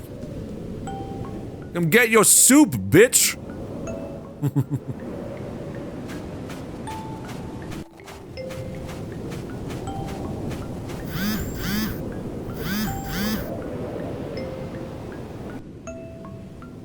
Who's talking to me? You're the best. Yeah, she is. I don't know what I'd do without you. Aww. Don't thank me. You owe me $74. Oh, I added a complimentary chocolate bar. Fair enough. To celebrate my birthday. Oh, Phil, you forgot? You had nothing but time on your hands, and you forgot her birthday. Come on, Phil. Come on, get it together. Shit, I forgot. It's hard to keep track of the calendar in here. Happy birthday. Don't sweat it. You owe me $74 and a nice gift. All I have is the love in my heart, Noelle. I'm sorry. By the way, make sure to close your waste containers tightly. Your garden smells horrible. Oh, yikes. Sorry. I'll be more careful next time. I'm out of here. My ass is freezing. I could be warming up your ass in here, Noelle. Please, please just love me. Please climb up like this is Romeo and Juliet. Enjoy the chocolate bar. Yeah, Noelle, get out of there, alright? It's awesome you're helping Phil, but Phil also needs to get it together a little bit. Phew, thank goodness. One more day without food and I'd start looking like a one-eyed Willy. Okay, time to refill the pantry.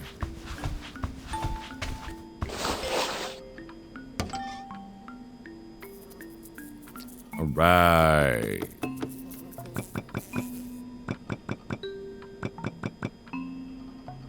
You telling me this costs $74? What? How is the economy going in Spokane, Washington? Because goddamn, we got soup and noodles. What the fuck? It's a chuck bar. Oh, what was I saying? I got so excited to click on it and eat it. Ah, hazelnuts, my favorite. Ah.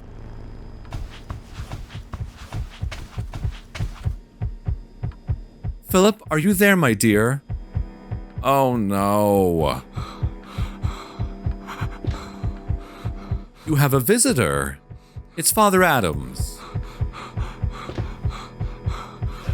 Hello, Phil. I hope you're doing well. Your mom says you're feeling a bit down lately. If there's anything I can do to help... You can talk to me, okay? There's nothing to be ashamed of. The Lord tests our resilience by putting challenges in front of us. I pray for you, my son. And please, don't forget your parents are suffering too. Be compassionate with them. Thank you, Father. I appreciate you coming here. I'm sorry I couldn't be of much help. Oh, you absolutely were, for me. Would you like some tea, Father? That would be lovely, thank you. I'll have the chance to admire that impressive hunting trophy in your dining room. It's from 3 years ago. Jacob is very proud of it.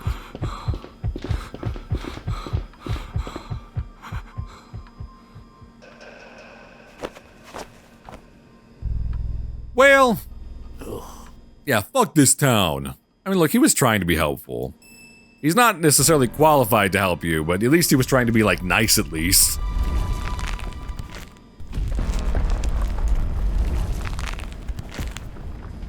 Oh god, it's the asbestos from the ceiling. That's gonna kill us faster than anything. Oh, not the portal to hell. Whoa! Whoa! Whoa! Phil, you are my biggest disappointment. Why the fuck does the demon have a gun? I'll get your ass out of this room dead or alive, you hear me? Is that the dad? Whoa! What the fuck? Oh, whoa, shit. Yeah, I'm not sure what's real or not because he's so in and out of it, but what the fuck? There's something terrifying about seeing a demon in hunting gear, like, dressed like Tim Walz with a shotgun. Oh shit, my stomach. Oh, me after I don't eat for like 4 hours.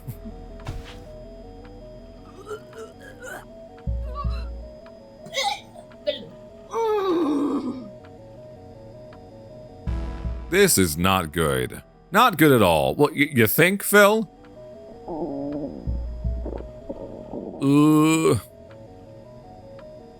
Oh god, I'm dying!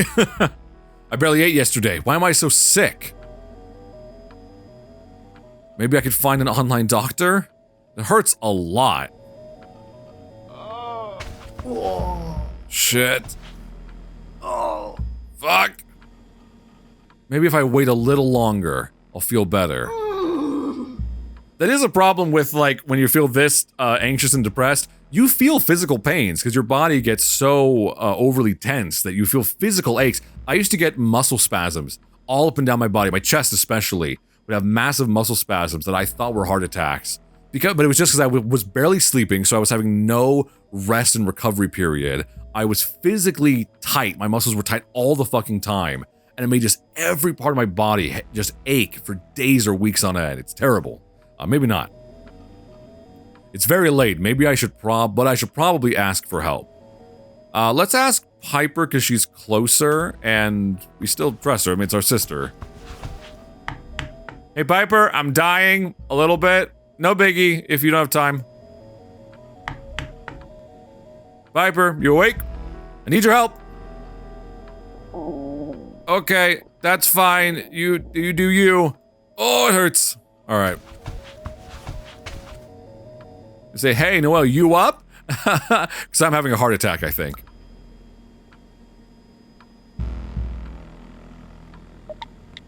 Yeah, you awake? I'm very sick. My stomach hurts like hell and I can't stop throwing up. Did someone, like, poison us? What's going on? What should I do? I have no meds here.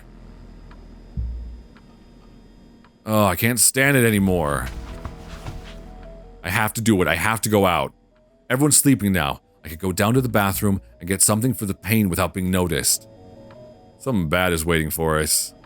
They've done such a good job building up the tension that I'm like, just going out of this door, I'm stressed about it. Okay. Oh, God. All right. Come on, Phil, you can do it. Come on. Come on. And... oh yeah, that's right. Unlatch it. And... run downstairs really fast. I can do it. I just need to go downstairs, pick up the meds, and come back, quick and quiet.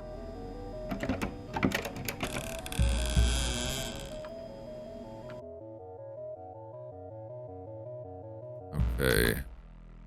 Well, let me go another way, or just down there. Can we knock on Piper, make sure she's not, like, in danger? Nothing. She always sleeps with her headphones on. How? That's uncomfortable as hell. Like, I have a pair of sleep headphones that are like, they're like padded, so, and they're super thin, but I can never sleep with like full-size headphones on. Oh God, we're barfing all over the stairs. They'll know we were here by the trail of vomit. Disgusting! Thank God, at least if nothing else, I've always had a pretty strong stomach, so vomiting has been a very minimal part of my life. I couldn't be more grateful, because it's one of the, like, top 5 worst sensations, I think, is throwing up. It's horrible. No, we store meds in the bathroom. I want to look around, though. I haven't seen your house. Maybe this wasn't such a good idea. That shit's gonna come to life any second now. I have a bad feeling.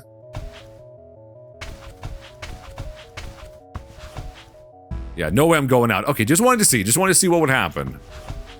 Alright, bathroom. Oh shit!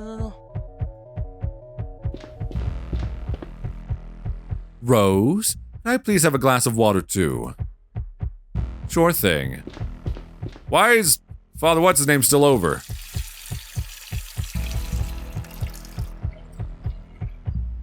I just noticed that, like, the screen is flickering a little bit alongside with the heartbeat sound. Like, that's a cool touch.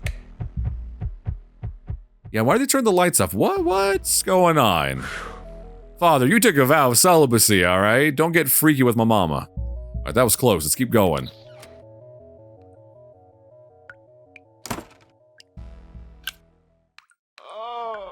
Man, it's killing me. I need to find something for my stomach. Alright, what do you got? There has to be something here for the pain. Let's see. Cough syrup, cream tube, cream pod. While we're here, let's do some face care. Hemorrhoids, nope. Oh, wrong cream. Cream tube. Foot repair cream. I don't walk that much lately. What happens if we click on everything? Cough syrup. Pain relief and hydration of mucous membranes. Not what I'm looking for. Eye drops. No. Artificial tears for dry eye lubrication. Pills. Painkillers, yes, this may work. It just said pills. Are we sure those are the right ones? Uh-oh. Every time someone looks in a mirror in these games, I'm waiting for a demon to pop up behind us. I should go back to my room before someone finds me. Oh, and is there anything in the shower, though? Gotta click on everything, just in case. Someone's gonna be outside the door. Okay, very carefully. Oh! Phil, run, get out of there! Congratulations, you completed your first 100 steps this month. Welcome back to an active life. God damn it! Shut it. Fuck. Oh, shit. Fuck, I hope no one heard that. Because if they did, we're gonna be in trouble. Okay, come on, Phil, let's try this again.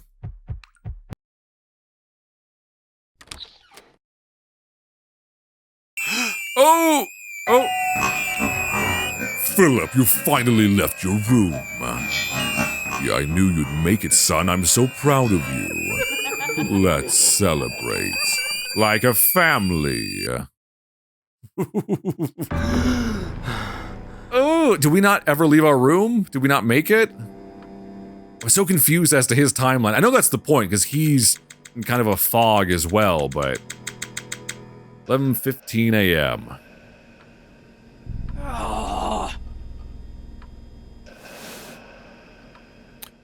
Shit! These fucking nightmares ever stop. At least the stomachache was part of the dream. I don't think my heart could take this much longer. Perhaps these night terrors are a symptom of my reclusive life.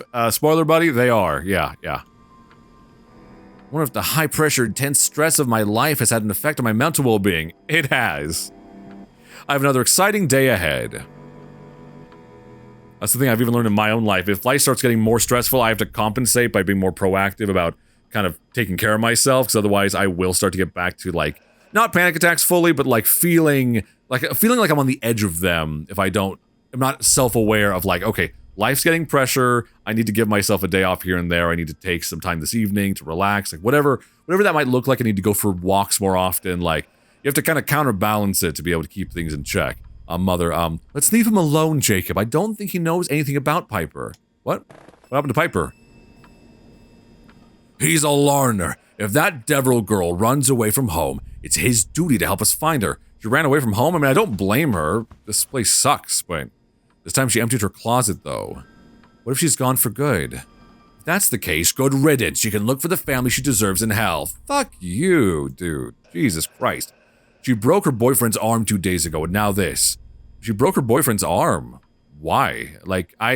Piper doesn't strike me as the type that would come out of nowhere. Poor Jake. You just pushed him, but he had a bad fall. I'm so ashamed. His parents must think we raised a savage.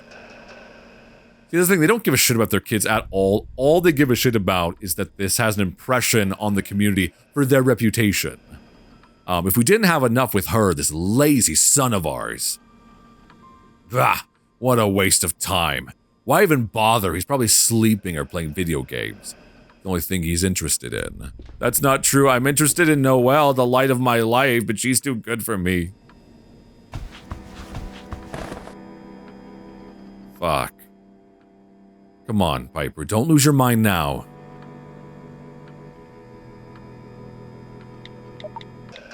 Yeah, you there? I heard my parents talking. Piper ran away from home. She took all her things. I don't think she's coming back. I'm worried.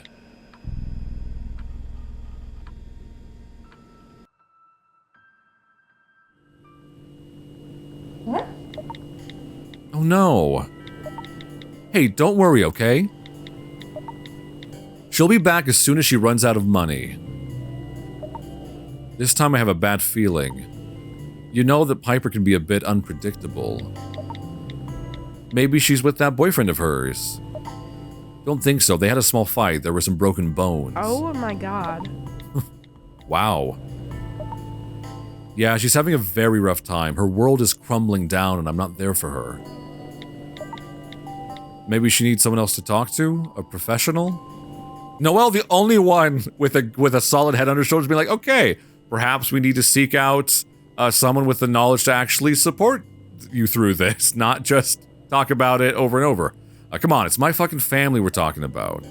Who needs a shrink when we have the church? Yeah, the religious trauma going strong. I'll keep my ears open, okay? Don't you mean keep your eyes open? I'll tell you if I hear anything.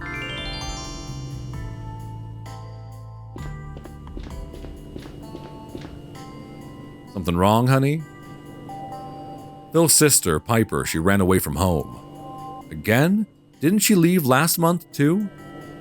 I feel for the Larners. She must be going through a lot with those two kids. Oh, the phone is ringing non-stop today. Brian, you sexy bastard. What are you doing here? What's up, neighbor? Hey, Brian. My fridge is worryingly low on beer. He says, babe, can you grab me a few brewskis, please? I'm getting some six-packs before I suffer my stepfather's wrath. You know where they are. Hey. Thank you for spending time with me yesterday. It was fun. Did you think about the anime con thing? Will you come with me? Well, I'm a bit freaked out by being surrounded by geeks like you, but how could I refuse? Of course I'll go. No, everyone will be a geek. Don't lie to him, Noelle. Awesome, we'll have a great time. Awesome, thank you. We'll have a great time, I promise. One of us. One of us. Did you get the reference? The what? Oh, by the way, how high is your tolerance for cringe? Mid to low? Enough to wear a Yurunayan costume at the convention? I can't show off my Juniko cosplay without a Yurunayan by my side. I didn't understand a word you said, but okay, I guess. Whatever makes you happy. Brilliant. Not that that was negotiable. Good morning, Mrs. Hayashi. Hello, Brian. Noelle, we need to talk. Please come to the office. Sure, Mom, something wrong? I'll wait for you inside. Nice to see you, Brian. Uh-oh. We didn't do anything. Yeah, uh-oh, a reprimand is coming. Did you put the soda on the wrong shelf? You idiot. I'll be right back.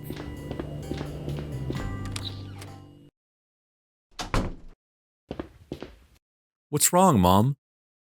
Please sit down. Okay. It was Faith on the phone, your father's girlfriend. Oh? He's feeling unwell these past few weeks, so he went for a checkup. They found a tumor in his lung. That's what you get for cheating with a high school student, though. Like, I know that's sad for them because it's still your, it's still her father, it's still her ex-husband or whatever, but like, damn. Oh no, the dickhead. He got the test results today and... Mom? I'm so sorry, honey. Faith said it was very widespread. He doesn't have much time left. No, this can't be happening. Feel bad for them, because again, they're just whammy after whammy with their life. They can't catch a fucking break, it seems like.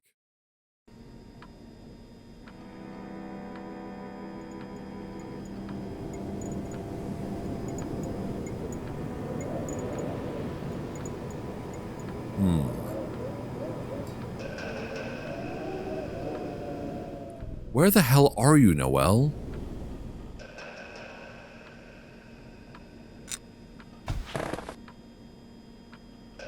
You've been silent for hours. Come on, I need to talk to you.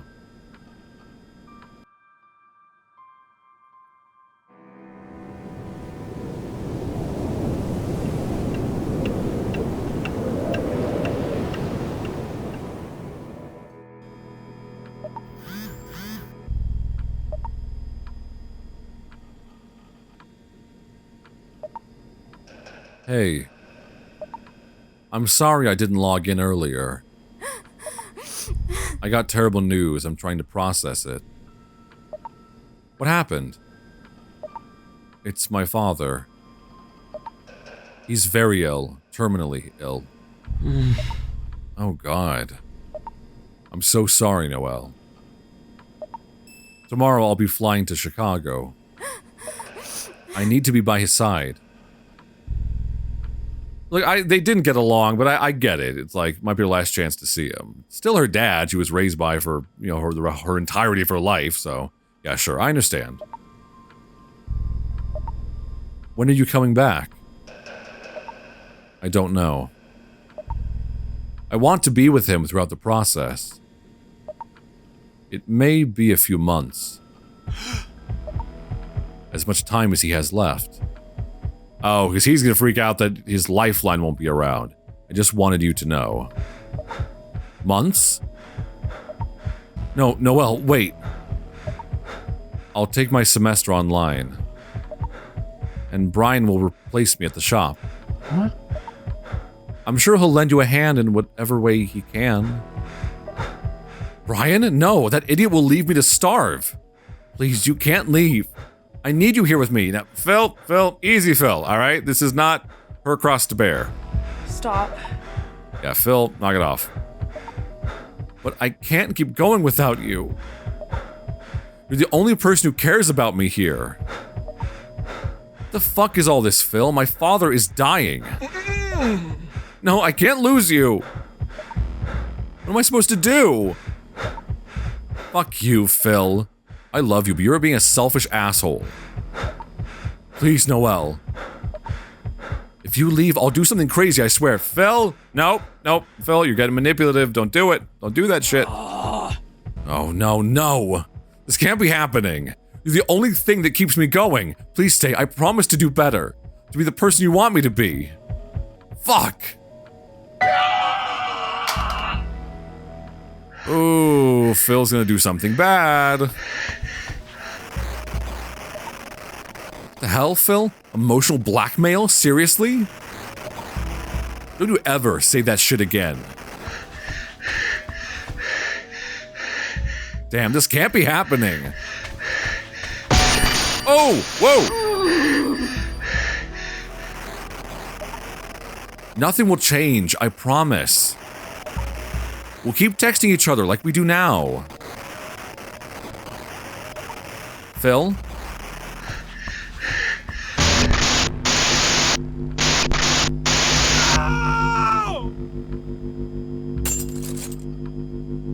Phil, remember. Enough!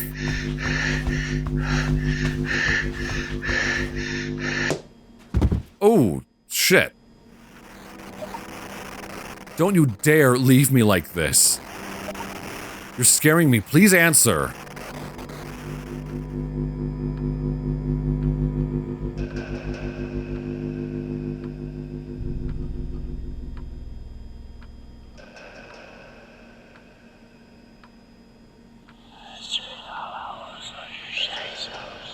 You still don't remember, do you?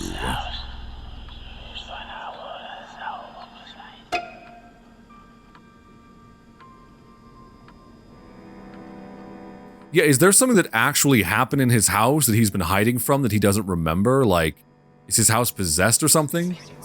It's us.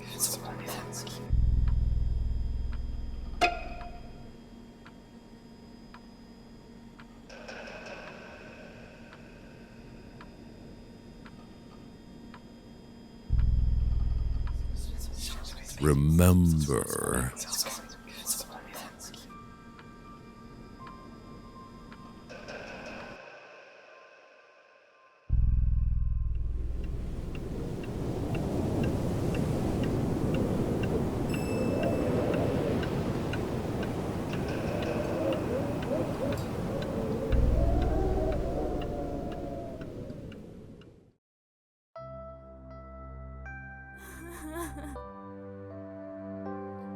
Oh, man. Poor Noelle. Hey, are you okay? Fucking no, Mom, I'm not okay. Everything is terrible. It's so unfair. As if I didn't have enough with Dad dying, now Phil is acting like an asshole. I told him I'm leaving and he went nuts. He really was upset. I'm afraid he might do something stupid. Don't say that, I'm sure he's fine. Moving to Chicago was the right decision, you hear me? You deserve to enjoy some time with your father while you can. Don't let Phil or anyone else ruin this for you. I know, but I'm his only friend, and I'm afraid he may have a mental breakdown without my help. Yeah, but that's not on you, Noelle. Okay, listen, if you really think he might hurt himself, let's call his parents. We need to warn them. I'm not sure that would help. Yeah, they'll use it to force him out. Let's say that, because I'm like, it's more that, like, it will inflict more harm than good. Yeah, they'll use it as an excuse to break his door down and force him out. But that would prevent him from getting hurt, wouldn't it? I guess. I guess you're right. I'm gonna call them. Yeah, there's not really any good option, and it's not Noelle's fault that to try to like... It's not her fault that there is not a good option, and they're both kind of a mess. Oh, man. No answer. They might be out looking for Piper. I'm going to his place. I need to make sure he's all right. Fine, but I'm going with you. It's late. I do like, it's something that I think a lot of stories that deal with these issues don't deal with, is that, like, dealing with a character who's very mentally ill and showing how selfish they can be, because I think there's oftentimes this thing where it's like, you having a mental illness is not innately selfish, obviously. You are the victim of what you're going through, but you can still victimize other people with your shitty behavior while you're going through a mental illness. I don't know if that's Piper. Phil? Yeah, what's going on with his family? Were they, like, body snatcher replaced? Remember now?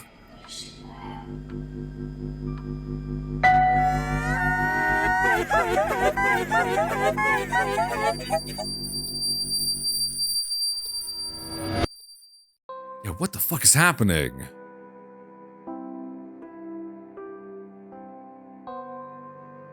We found her at the bus station, sleeping on a bench. She was waiting for the night bus to Los Angeles. Los Angeles? What the hell were you thinking, you stupid fool? Jesus Christ, Piper. Hold on, did something terrible happen, like... Did they die or something, and that's why he's been in his room for a month, and that's why he keeps imagining them knocking on his door or something? I don't know. Jesus Christ, Piper.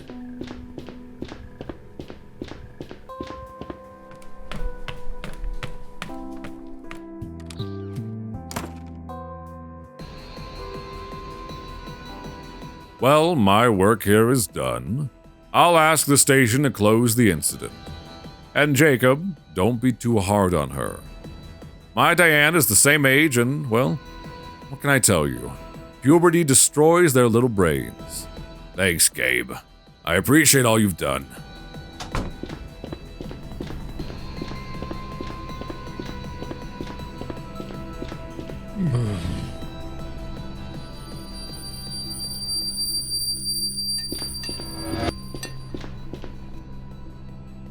Should I bring Piper some soup? She might be starving. No, this has gone too far. We're gonna have dinner like a family for once. Go and drag your sister down here. I want her sitting in this chair, now! You heard your father.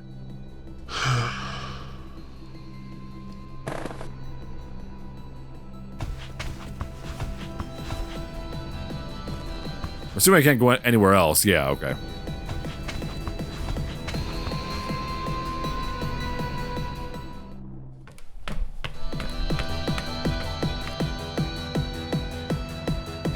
Oh wait, no, not my room. No.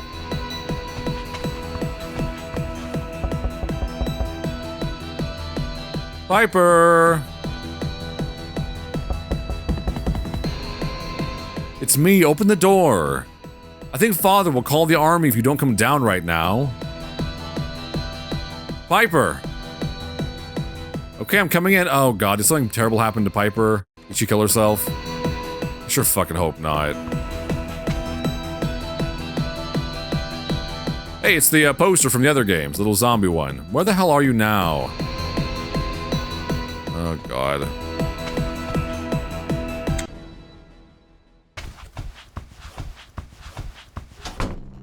Didn't even turn on the lights. You could still be in there. Hold on. What's going on? No sign of Piper here. Did she run away again? The fuck?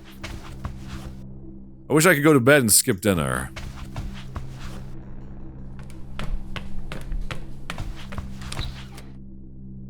Whoa! What? Whoa! Whoa, Piper, what are you doing? Hey. Oh, shit.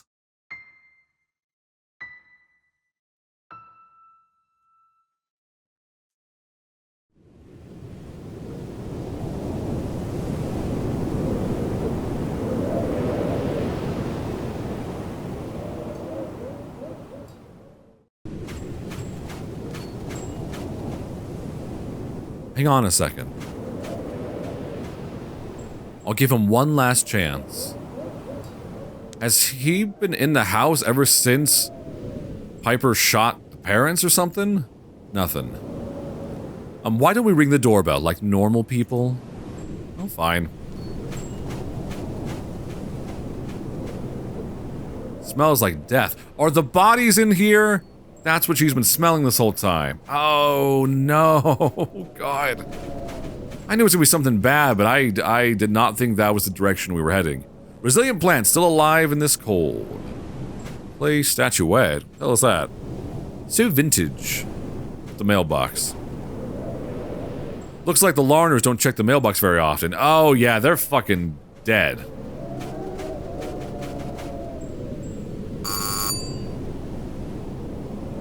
Hello? Mr. and Mrs. Larner?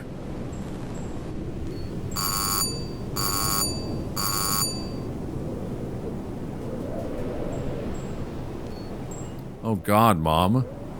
Yeah, what if they found Phil injured? Let's say injured. And went to the hospital. Or maybe they went out and Phil's in there all alone, dying. We have to go in. Honey, we can't just break into a house. I know something's wrong, Mom. I really do. They must have kept a spare hidden key somewhere. It's under the little statuette. We're gonna end up in jail. It'll be fine. I'm assuming. It seems like where white people would hide a key.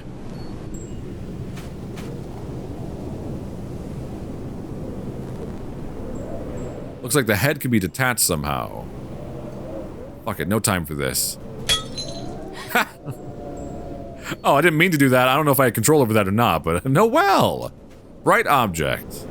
Yep, there you are. Aha! Knew it! Sweets.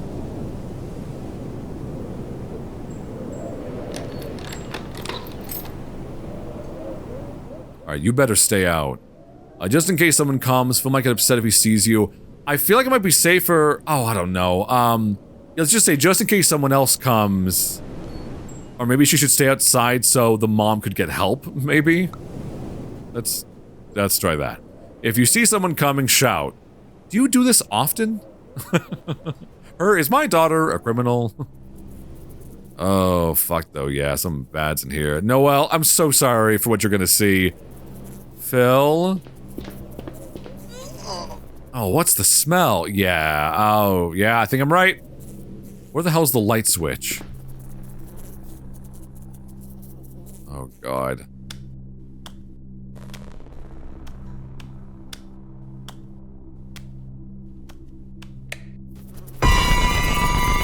Oh!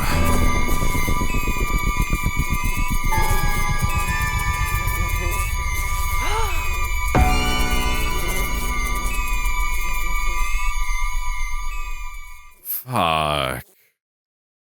Fuck.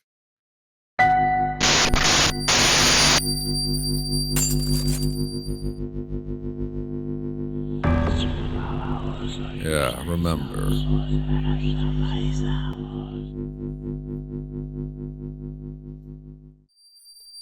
Okay, so he's just had like full PTSD, so he hasn't been able to come to grips with what he saw. God damn. What? Piper, what are you doing? Hey! Another blackout, really? Rose, where's the flashlight? Piper, what? Piper, no! No! My God, what have you done?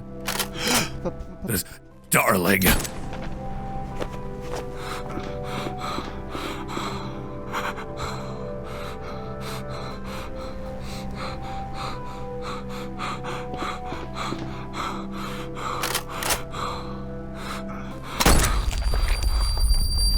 Oh, that's the hole in his roof. Of course. Oh, fuck.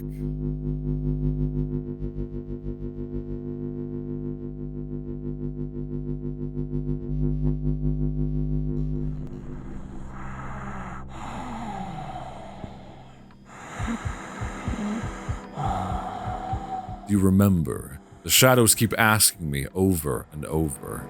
My nightmares are taking shape, and I'm afraid they hide a horrible truth.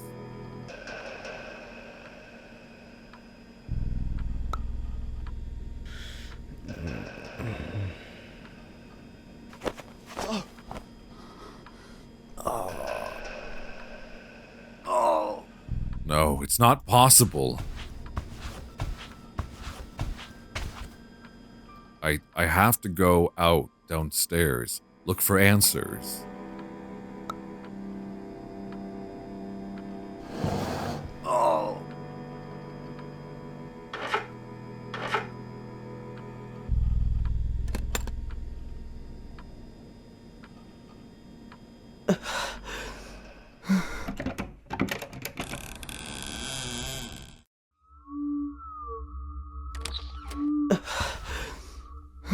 Father? Mother? Piper? My mind remains a blur. Many images pile up in a disjointed mess. But deep inside, I know something terrible happened in this house. Is there anything in Piper's room left? I need to go downstairs.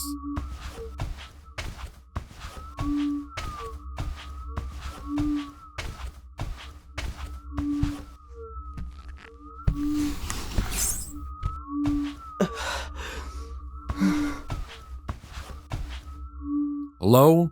Is anyone home? The dining room is where I need to go. Yeah.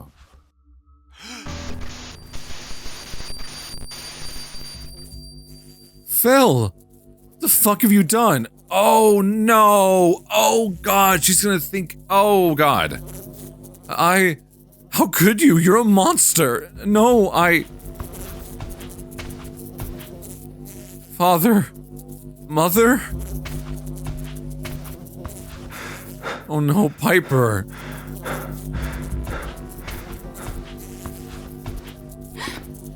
Stay away from me! I didn't. This can't be happening.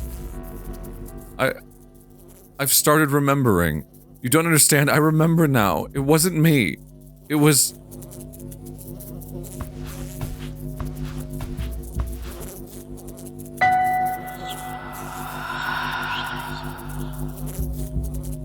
But I don't understand.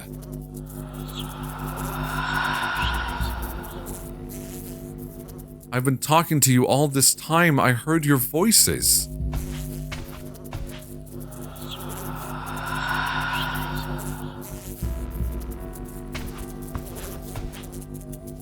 Noelle, you have to help me.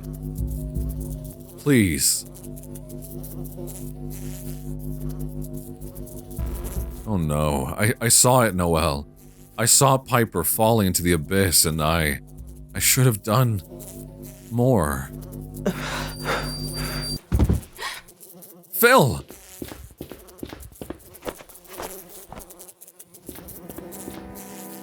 Noelle, what's going... My God. Mom, call the police, quick.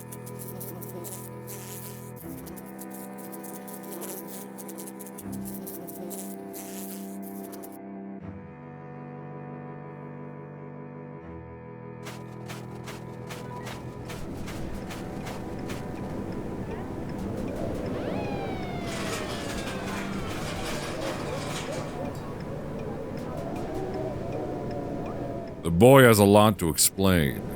Everything points to the girl murdering her parents. Then she turned the weapon on herself, and what carnage. I can't remember a case like this since the Johnstons. And that was 15 years ago. Do you see the boy's room? What a mess. Who knows how long he's been locked up there? Poor kid. I guess he snapped after witnessing that horror. I don't blame him. Come on, let's finish cordoning off the area. It's starting to get crowded here.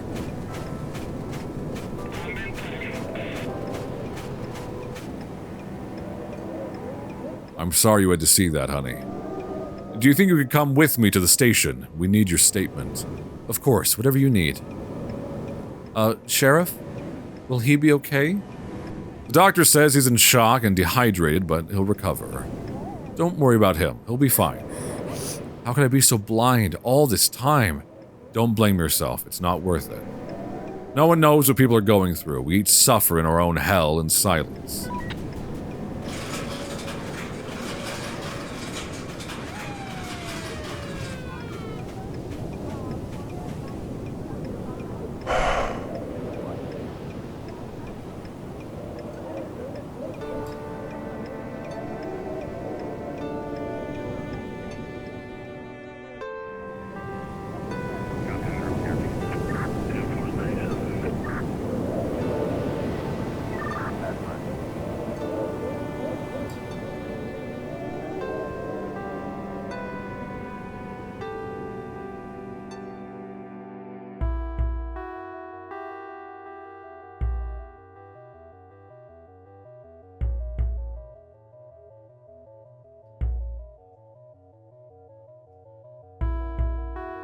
And that concludes tonight's episode. Poor Phil. He has a long road ahead to recover the light of his existence. The safe place he was hiding in turned out to be just a figment of his imagination. But on the other hand, isn't it for everyone? Make sure to shut the doors and windows tightly. Take a look inside your closet and under your bed before going to sleep. You never know what kind of horrors are lurking in the dark. We'll see you soon in the next episode of Midnight Scenes. Oh, wow. Oh, man. Fuck, it was good. That was really good. That was heavy, though. Man, fuck me. It's so interesting that they decided to pivot to having it where it was technically nothing supernatural. It was just the flashes of trauma going through his brain that was terrorizing him that was, like, worse than anything actually, like, haunting him. You know what I mean? Like, Fuck, that was really good though. Like we talked on the channel recently about if you want to deal with a subject matter that's disturbing or very bleak and very challenging emotionally to deal with, thank you for playing, streaming, and watching the game. My fucking pleasure. These games are so good. They're so fucking good. Even when they're so difficult to subject matter, they really earn it. It's really rare to see a game with the writing quality to really want to kind of dig deep for something as emotionally painful as this. But I played that Bad Parenting game recently and kind of hated it.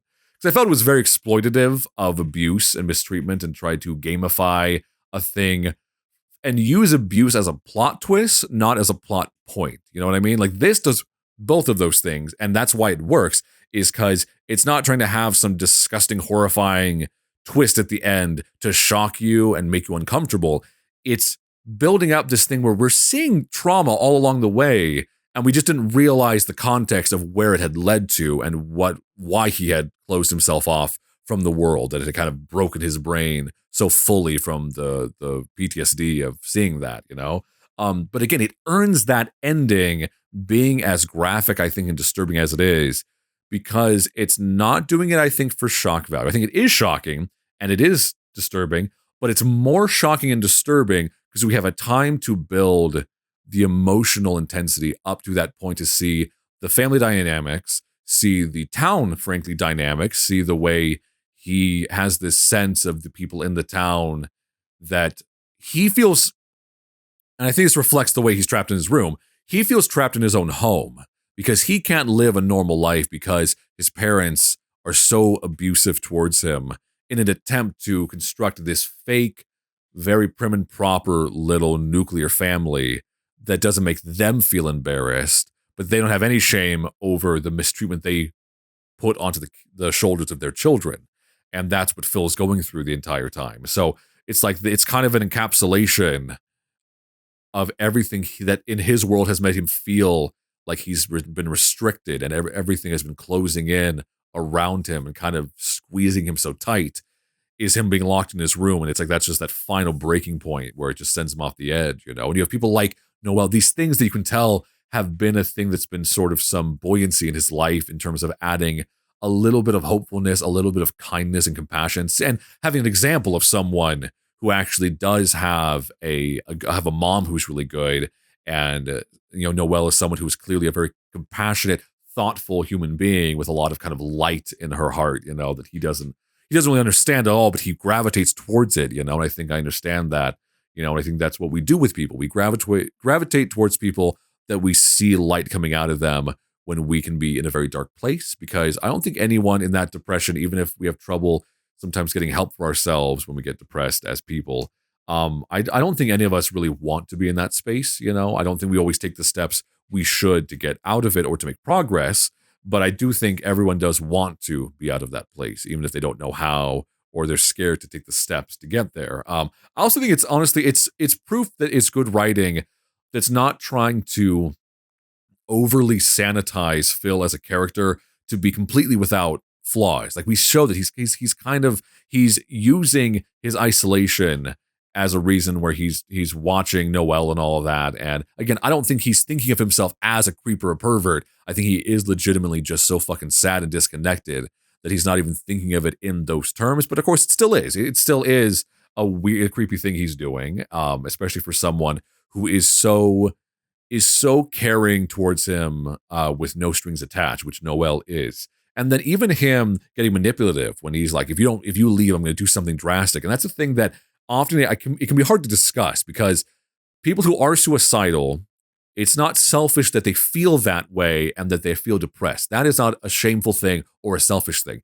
But those people can be selfish and they can be manipulative and they can inflict harm on others by wielding their suffering as a tool to get other people to do what they want. And that's abusive in its own right. And that's the thing, is like struggles and mental health strains and stuff can lend themselves to inflicting it on others. And that can be very difficult to avoid. It's very easy. I see that happen a lot in general, just online, is the attitude of like when something bad happens, the idea of like, I'm a piece of shit, I'll go fucking kill myself. And it's like, okay, doing that only makes the person you have wronged feel worse, and it's super fucking selfish to do so, you know? And again, that's just a thing it's hard to cope with those things because you may feel like a burden and a piece of shit, but that's part of the mental weight that you deal with and the depression and that kind of voice in your head that you need to not listen to and not take hold of it as advice when it's telling you, oh, this means you're a burden, this means you're a piece of shit, this means they hate you forever. Because that's not the other person. If you have an actual friend, that's not them talking to you. That's your own psyche that has been riddled with anxiety and depression and has learned to mistreat you internally speaking. And that's a thing where you have to learn the notion of like, what do they say? It's this thing that I learned when I was reading on mental health stuff for myself was that like, just because a thought exists does not mean it's accurate. Like just a thought sometimes just is. And it's a hard thing to parse that out because it's like, well, it's coming from my brain. How could it not be true? And it's like, thoughts are impulses of emotion, they are distinct from our logical thought process, and they're often against our will. That's why those emotional spikes that led to those thoughts, a lot of times it's worthwhile to disregard them and not let them be a decisive thing about how we choose to conduct ourselves because they lie to us. They absolutely do. Our body is not a perfect machine. It's not this divine thing that was built for us to be a perfectly defined thing that runs well. It doesn't. It has a lot of flaws and it will take whatever input it's given, including negative and depressive inputs, and it will spin those back onto ourselves, So anyway, I think that was a really fantastic game. I think it's so challenging to take a theme like that and feel like it's not doing it for shock value and it's not doing it to be gratuitous. And I don't think it is. I don't think it's either of those things. I think it manages to be a painful narrative that I think is very well earned and well developed and is very fleshed out. It's a very three-dimensional kind of story, the characters, which is ironic, it's a 2D game with a three-dimensional level of emotion because the characters feel authentic. Noelle feels like a real character. She's also not a perfect little pixie dream girl in every sense. She stands up for herself. She has her own flaws she's going through and life she's living and all that. And she's trying to set boundaries with Phil and struggling with that. Like, there's just a lot going on where everyone feels human and no one feels like they need to be this paragon of virtue or a pure villain. Like, even the parents, I guarantee that dad, who is a piece of shit, but I guarantee that his dad probably was a piece of shit to him. So it's probably this generational mistreatment that's been passed on down and down and down.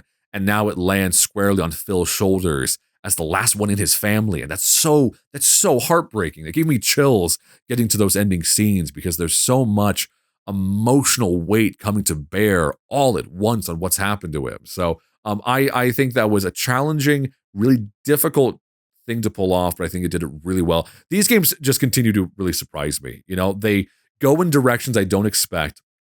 They take on storytelling challenges and don't shy away from them in a way that surprises me and impresses me very much.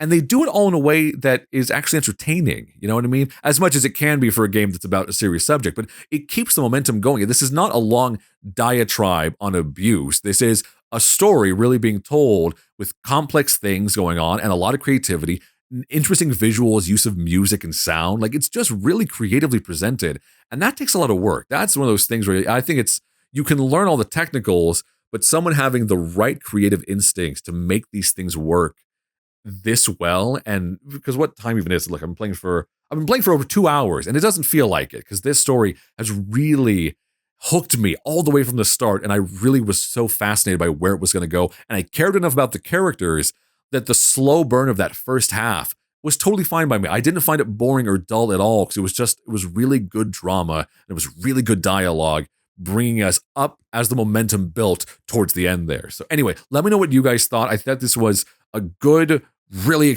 impressive one to be able to wrap up our October marathon of games and everything. So, and that said, also, I hope you had a really good October, whether you're watching this the day it releases or after the fact. I hope you are doing well. I hope you are taking care of yourself because you deserve to take care of yourself. You deserve not to isolate yourself. You deserve to have people who care for you and to allow that to happen. And games like this, I think I love when I see games like this that have the maturity. They want to discuss those things, even amidst the kind of structure of a horror game that's meant to also be scary and spooky and creepy and surprising, but has some emotional maturity underneath it, and I absolutely fucking love that. So anyway, take care of yourselves, and I'll try to do the same over here, all right? And we'll check back in on each other next October. We'll check in between them, but you know what I mean. We'll come back doing more horror games next year, because I think I'll try to do this again. Because if you hopefully enjoyed this as much as I did, then I'll definitely try to do it again. Maybe it can be an annual tradition that we do here on the channel, because I think that might be fun, and I would like that if you would like it. So anyway,